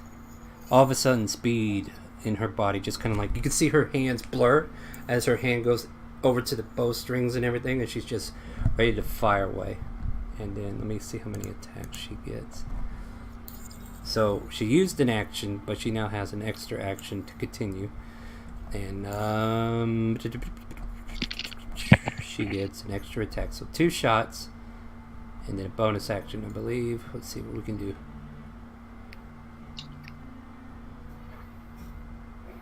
Oh yeah, she did that, didn't she? Okay. So what we need to do first is... I'm reading a very old character sheet, so you have to bear with me. Alright, no, I think she's just going to shoot these normal. I'm not going to make anything too fancy because this is supposed to be your fight. She shoots off a couple arrows, and she is currently hasted. And she hits this guy here for 23 points of damage. So you see 2 arrows go soaring through the air. And they make their mark, and then all of a sudden this Melanci, whatever he is, the Malison, he's like staggered backward as they kind of land into his shoulder. And with that, it is now Kodak's turn. She had a bonus action, but she doesn't have anybody to heal yet, so well, she could, but she's not going to. You're way over there. So I'm technically unseen right now, right? Technically, until you move. Okay. So I'm basically gonna take one of my javelins and lob it at the big snake dude. Which would technically be at disadvantage, but if you allow me, I would get advantage. I so will it give you a balances. straight roll. Go for it. Thank you. 25. That will definitely hit. Do me some damage. As it goes soaring through the air. Shoo! For 10 points of damage, the 2 arrows in his chest are now met with a javelin in his upper thigh, and he's like, what the hell is this nonsense? Then I walk forward and I say, hey, snake bitches! Pick on someone your own size. And I put my shield in front of me. Although it's not gonna help in any way, it is me, like, looking like I'm gonna try to protect myself. I want Guy's you- gonna get us killed. I want you to make an intimidation check, and we'll see if this draws their ire or maybe does something totally different. But this is basically like... Oh my god, I have a +4! +4! And I roll a 4. Yeah, apparently they're not insulted enough by your threat. This now goes to the Ranger's turn. Shannon. Fucking hit your shot this time, please. Take out at least one so that I only have to take 2 shots. Well, you're not here by yourself. You got your friend next to you. Yeah, I know. Not you. Hello. I'm talking to Xanon. I was speaking, so that's why I thought you were talking to me. No, I was trying to get Xanon to take his turn. Are you muted? No, Okay. I was just thinking. I will cast 100 mark on this bitch right here, Alright, that bitch. and then I'm going to Could you Shoot post my on your log longbow? so we know the effect that's on here? Yeah, go ahead and post it so that people who don't know will know. how do I? Post it as a spell card. No, so go over you'll to have to. your spells on your character sheet, and then next to Hunter's Mark, click the little cogwheel. Okay. Hey, And you know what? then This music there's- is too quiet. There's a thing on the bottom that says Output, and click that, and then click Spell Card, Oh, gotcha. and then click the cogwheel again, close it, and then click the word. That sounds about right. Ba-bang! Okay, you got to hit first, which you did with a 24. And they took 5 points of damage along with the... 12 points. I clicked it twice by accident. That's fine. 17 points of damage altogether. Not bad. So we take off 17 here. Or no. I did it to the wrong one. I'll re-add that. You hit this one right here. My bad. And she kind of staggers You back. take for both shots. He takes 100 mark since it's concentration. So then it'd be 11. 12 plus 5. 17. I got it. We're done. No, but his other shot, or does he? No, He only shoots I- once. He's- Oh, he doesn't. okay, he- sorry. You guys don't have multi-attack yet. You should know this. You're only Okay, level 2, sorry. guys. Don't get excited. Uh. However, and that finishes your turn, or you use bonus action. No, I'm You're gonna step behind my brother here, Here, you Valerian. get in Right. front of me, oink. Is that right? I'm a little hurt, brother. Valerian, You're not. you get pushed to the front. What do you want to do? Okay. Let's see here. First of all, let's just verify this distance. We're at about 40 feet. Mm-hmm. We're gonna try this new thing that I learned. Yeah, what's it And called? for my action. Oh, guiding bolt! That's a crit! Oh my god, that's such a good spell and such a good... Yeah, go ahead, roll damage. Pow! Holy What? shoot! Yeah, he Like, crit on that's it. such a good spell. So basically this How's that guy energy, looking? the energy hits this pure blood, and then all of a sudden she kind of falls backwards and jitters as the guiding bolt just critically assails her body, and she gets purified in a guiding way. I just look down at my hands, astonished at what the just happened. You're like, I yeah, look over. you got hurt, and you kind of, and you threw this fastball that knocked the snot out of this character. Yeah. Anything else for your turn? Xander, did you see that? What? Here, maybe I'm I just, like can. kind of in awe. Maybe I can do this. And I'll try. I'll give old Xanon a healing word. It's a bonus action. There you go. Go ahead and Yep. roll it. Plus A 5. There you go. So you Feel a little bit Yeah. better. Thank yeah, you. This little flowing energy kind of comes through you and gives you health back. And will that finish your turn, Valerian? Do you want to move anywhere? That is my turn. You wanna- I'll You chill want here. to you want to take a step back behind him and just kind of like have a rotating back up? No. Are we backpedaling here? Well, you can you can still move if you want to move somewhere. Let me see. What's the distance of my spells? We gotta start playing like an actual caster. Yeah. While you do that, All right, here. Chara, I'm gonna let you go ahead and go while he figures out where he wants to be. Chara, what would you like to do? Yeah, I'm gonna run over here. I'm gonna move right up here, which I'm going to stealth as I do it. You haven't broke Or it yet, try to. so you're still you can still use your 15. If you want to use an Okay. action to stealth to get higher or lower, otherwise you can keep the 15, unless you act. Can I anywhere. climb up in the tree? You can make a athletics check to climb up the tree. Yes.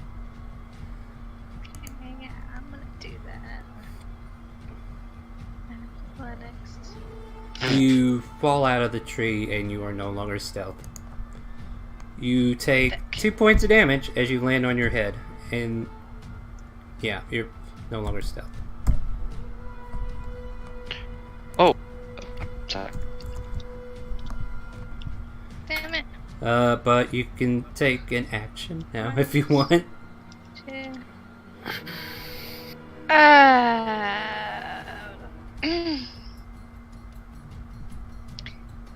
I would say these are in range, right? Well, what are you doing? I'm gonna cast. If I can, I'm gonna cast Charm Person. Ooh, very interesting spell. Roll the spell card for me if that's what you wish to do. Okay, hold on a minute. Let me see if I can. Yeah, it's already set to that, so. Alright.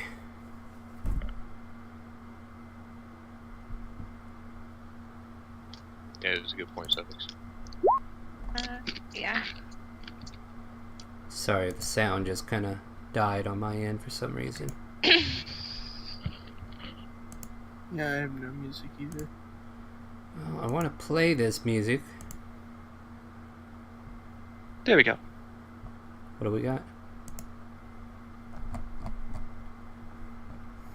Alright, fine, we'll go back to the other list that actually worked. It worked. It didn't work on my end, so it doesn't help. Okay. So, Roll20 needs a picture sheet. So which one are we charming? I was gonna go for the big burly man. The big burly man, and he needs to make a what again? I posted this spell. Well, can't read it for me? Wisdom saving throw? Okay, yeah. What's the spell DC on that? Can you tell me that? My spell DC. Doesn't matter, he is rolled a 2. 15. Oh, You attempt to charm Come a here, humanoid? Mr. Man. Okay, well, if that's his command, he will definitely come here. oh no. Gonna get down with a giant snake man. So you cast Charm Person on this guy, and you're out of stealth because this Yanti just saw you fall flat on your ass. In retaliation to your spell casting, she is going to shoot you. Or wait, maybe she'll just run up to you. See how... Hey, Yeah, she can- there's a bigger target here. Yeah, she's like, oh no. And she rushes in. And then she'll swing her scimitar twice at you as she kind of pulls that out. 14 and 12. Is it 12 hit? No. Alright, so you take 2 slashing damage and you roll a concentration check. Which is basically a constitution saving throw. I don't think Charm Person is concentration, actually. So. Ooh. Yeah. Ooh, Just throwing that shit saying. in my face, why don't you?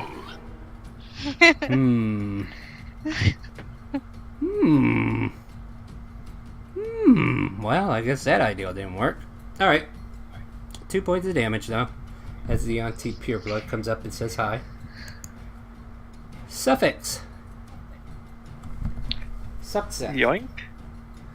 You I want- take out my rapier and my dagger. Ooh. Or wait, that works. Yeah. Just in case you miss with the rapier. Go for it. Yeah. And I will stab. That will hit. Sneak attack. Oh. Hey, wow, that's looks abysmal at this level, doesn't it? Yeah, It really does. And then bonus action with my light dagger. Stab. You miss completely with that as she kind of like feels the piercing in her back. She turns around and she watches you as you come across with the dagger and quickly like pulls her belly in, and her snake-like form just kind of like wiggles like a snake to dodge it. And that finishes your go, right? Yeah, you But- could have done this beautifully. Yo, attack first. Dices. I didn't. No, Idiot but you're hitting allies, dude. But yeah, a dices.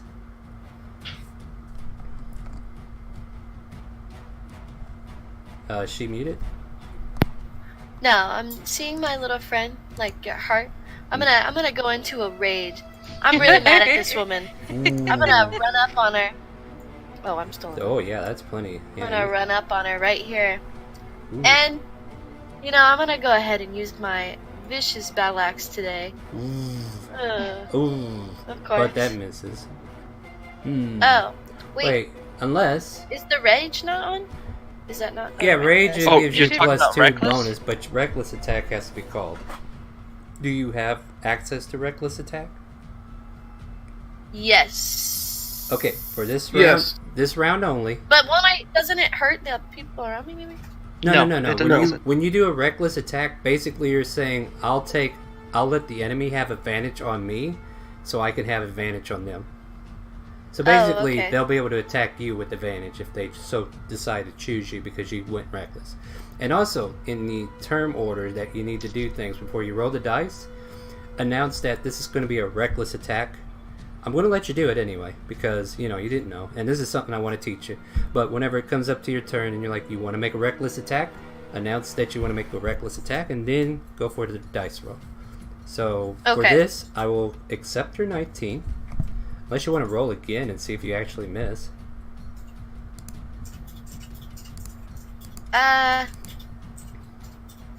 I'm gonna stick with that 19. Okay. I don't want to chance it. Alright, go ahead, roll damage. Could have got a crit too, though. So, how is this divided? Okay, so 9 is the first. Are you two-handed two-handed it? Yeah, this is one of those things. Are you two-handing the battle axe, or one-handing? So you have the mace Oh. in your other hand.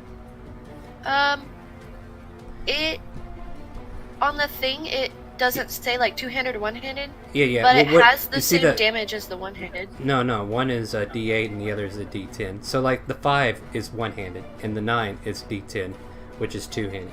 But if you have a mace in your other hand and you're looking to use a second act, like your bonus action to swing that, it's got to be done with one hand. So in this case, it would be 5 plus 2 on your rage, so it'd be 7. But it gives you both numbers in case you call, the versatile. That's what a weapon does. You can use it with one hand or two hands. So if you're using it, Are you holding the axe and a mace, or just the axe axe. with two hands? Do I get as my bonus action? Do I get another hit? Is not that unless you're not carrying until the a mace. later- The maze. Yeah, later You're on holding you'll two get weapons. 2 attacks, but if you're holding 2 weapons, you can use the bonus action. But you Oh, also has to be a light weapon. as your. Yeah, and it makes No, I'll do the two-handed battle axe. Two-handed, so we'll do the 9 plus 2. Okay, yeah. We're learning, so I'm going to let that go. So we'll go ahead and, yeah. Versatile weapons, we got to keep an eye on that too. Something I think all of us need to be aware of. Because I don't think we had many of those lately. Like in our last campaign. Can I just point something out? What? Her strength isn't being added to the D10. So the 3 would be added. Oh, good Yeah, point. I just noticed that too. Yeah, let's Yeah. look at... I'm going to look at your So then characters. it'd be. Okay. I had that issue the other day whenever on one of my other character shoots. Alright, so let's look at I your... recently got to. The vicious He's gotta- battle axe. It says 1d8 plus 3.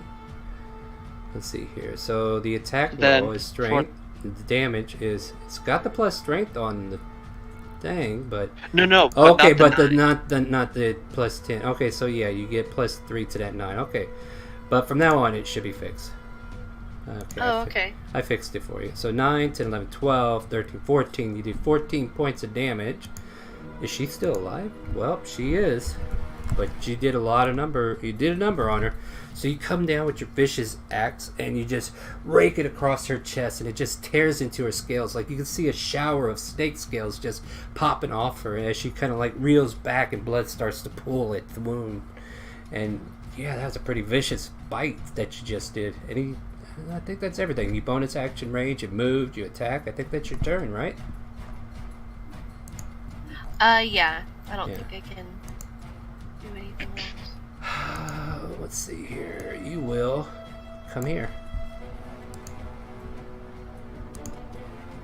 So he comes here. Hey, how's it going? I'm You're here. gonna tell everybody that you're not here to hurt them. I am not here to hurt you, he says to everybody around. And the pureblood's like, it's a spell! It's a spell! You need to resist! Whatever. Wait, did he get it? He got charmed. Did he get an advantage? No, but Did did not he get an advantage? He rolled 2 2s. He rolled 2 2s up there. Yeah, he failed. But yeah, he would have had advantage on that. Liana hears that and she's like, well, I guess I'll kill the pureblood. So she I will give make... a soft giggle.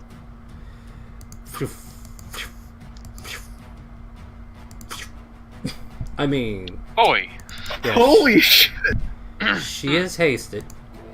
She gets 2 attacks per action. So you see 4 arrows just pierce through the air.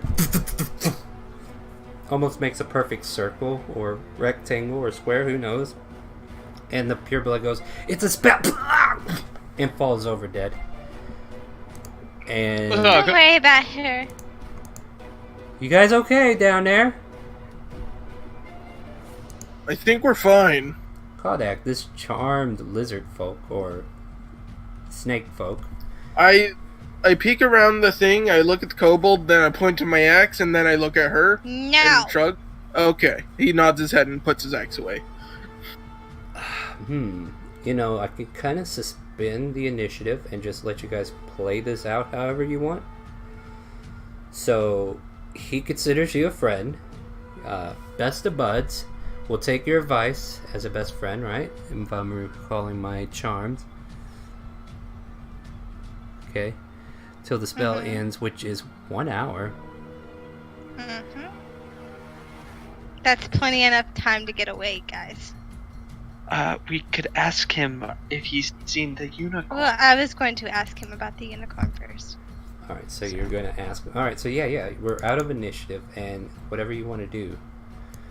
So, what are we doing here? Have you seen a unicorn? Have I seen a unicorn? How weird. Would I have seen one? Let's see. Whereabouts? I'm thinking if I did or not. No, ma'am, I Hey, did how not see hurt a is- unicorn. How hurt is Chara right now?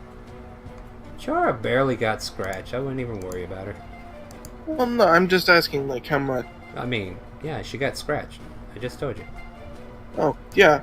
I just, like, hold my hand out, and flames, like, radiate off my hand and seal up her wounds. Okay. That's 4 points off my lay on hands. I still have 6 more.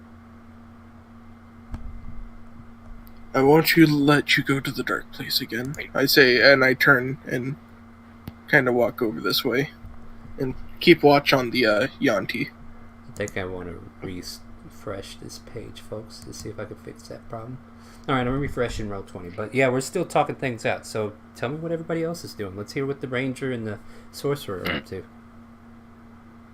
Danon, how do you feel?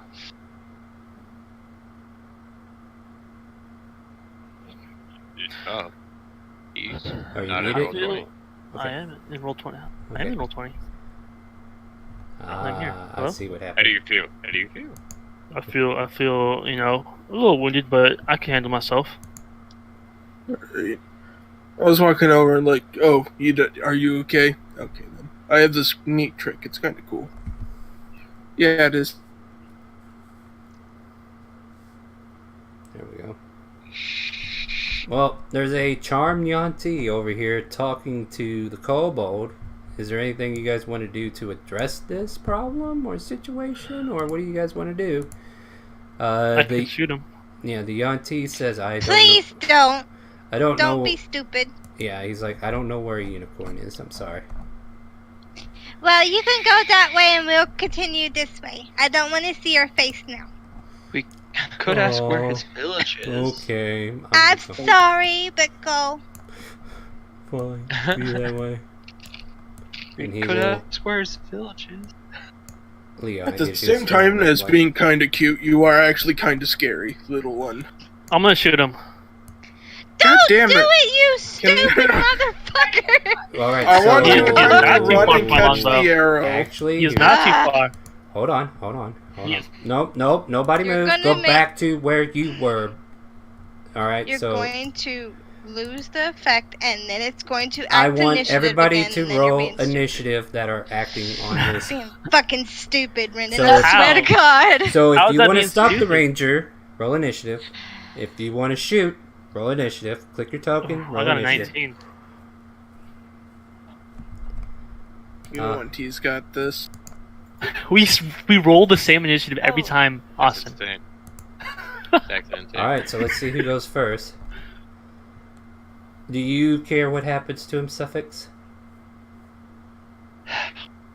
Wait, if he's gonna do something, we need to You, dispatch him. everybody could see him pulling up the bow, and then what do? Like, it's not his turn yet, but you know he's gonna fire something. He's got the bow knocked. It's pulled back. All he's got to do is let go, which will happen on the next turn. It's like, if you murder half I of guess I will them, probably not good to let fire the as well. Goodbye. my So you're friend. gonna shoot too? Okay, go for it. Yeah. All right. So 14 will hit for only 9, right? Oh, It's I think without it would- sneak attack. Would it be Without- unaware? No, he's aware you're back there, so no. And you didn't say you hit, so. okay. And he is no longer charmed. Okay. So the effect wears off. However, it is Valerian's turn. Actually, I need to I'm gonna put shoot him my on. longbow. Let me put him on the initiative order. I don't think I did. Okay, he's way down there at the bottom. It's fine. Alright, so go ahead and make your attack roll. That will hit. Ping! For 11 points of damage. Seem to be... You can see him bleeding profusely as he's holding the spot where the arrow went through his shoulder blade. We have Valerian going next. He's still alive. Could run down there and heal him if you want. No, wait, come back. Feel good. Feel good. No. What do you want to do? I have no Got it, music Cole. going. Okay, go ahead and roll. Another 11 for him. There we go. Finally, I got music. That's what I wanted. Yeah, 11 points. He is still kicking. He's like shuddering under the blow that you sent after him as another guiding bolt kind of lands on its mark. So wait, how far away is he? He's a little bit away. Not definitely too far. Alright. We come to Odysseus, as your allies just said, fuck it, he's dead. What do you do? Seeing that we have plenty of long range damage on our team. I'm gonna sit here and I'm going to dig through the carcass of this woman Okay, and her pockets yeah. and So- everything. Make an investigation check, as you're the first one to get over here and see if she has anything shiny. You find a curved kris, K-R-I-S, on her hilt. It looks decorational, but could probably serve as a dagger. She has a scimitar and a short bow. And you find...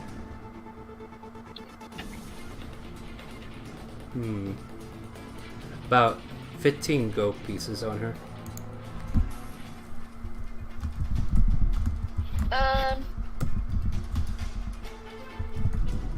I'm gonna take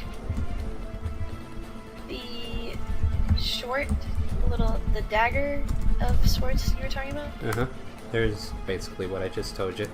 Oh, okay. I'm gonna try to take type it all up. the gold, the Alright. shinies, and the Alright. pretty Yeah, knife.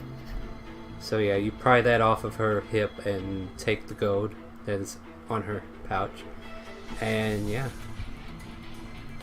And that's the end of your turn? Liana's like confused that Chara had complete control of the situation and then stares at the rest of you in disbelief. Like, why are you shooting him? He could have just left us alone. That's what I'm saying, but they're morons. Yeah. And like, then seriously. Liana's gonna be like, fine, I'm gonna end this. Since you already put her hard work to disuse, I'm gonna make sure you guys don't get the pleasure of kills. Ping, ping, ping, Good. ping. Well, I'm one just gonna- misses. I'm just gonna roll that. No, actually, that 13 hit. Really? Yeah, the thing has a 12 AC. Only had 2 HP left, and I could roll the rest, but you see a series of arrows just soar through the air, and one just centers right on its head and slams its cranium into the rock, and it just kind of stabs into it. And she kind of like breathes heavily, and then Chara Sorry. just kind of puffs up her cheeks. I kind of cross my arms and stare at the 3 party members over here, like glaring at them. He was gonna shoot it anyways. I couldn't help. I needed to help. you I'm are tired. currently out of initiative unless you decide to attack your teammates, which I highly discourage. I'm not. Alright, so what are we doing now, I'm guys? just very disappointed in them. Alright, so Liana, you see her breath kind of sag for a moment. And she kind of like stands there trying to get her bearing. About 6 seconds pass before she's finally able to move. Okay, it's over. And then she kind of like, let's continue our search then, shall we? I like to. I'm gonna scan, walk up sure. to the ranger, and I'm Well, gonna stand over him and say, "You and me are gonna have a talk." Kaldak, I need you to hold for a second. Go Sorry. ahead, Brett. I just need. Yeah, I know, you I guys like interrupted. to survival the snake lady. We don't do survival here, friend. If you're wanting to investigate her corpse, you may do that instead. Yes, I love to investigate her. Good. corpse then. Now you know where to put your points in if you want to be good at finding stuff on people. Yeah, I'm trying to drill something into him because I'm sick of survival being what you find loot with. But yeah. So yeah, you're searching, and the only thing you find is a short bow and a scimitar on her. No Perfect. gold. I put them both in. I'm gonna go and kind of, when he walks up to me, kind of like ignore him, Yeah, you and then can. walk to this lizard guy over here. I think Are we still Liana- going in turn? Well, no, And you can move investigate freely, him. and I would say Liana would come over here just to take her arrows, and she kind of like stares daggers at you. I can't find a Chris on the items. No, Can I- just put a dagger in there. Okay. I mean, it's a ceremonial dagger, basically, but it's like a curved kris. But you could put a dagger in there if you want. Okay. Let's see what he has on him, if anything obvious. Scimitar, longbow. and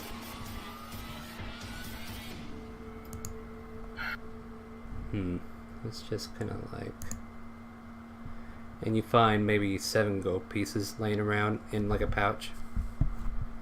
All right, I'll give 4 to Valerian since he's next to me, and I'll take 3.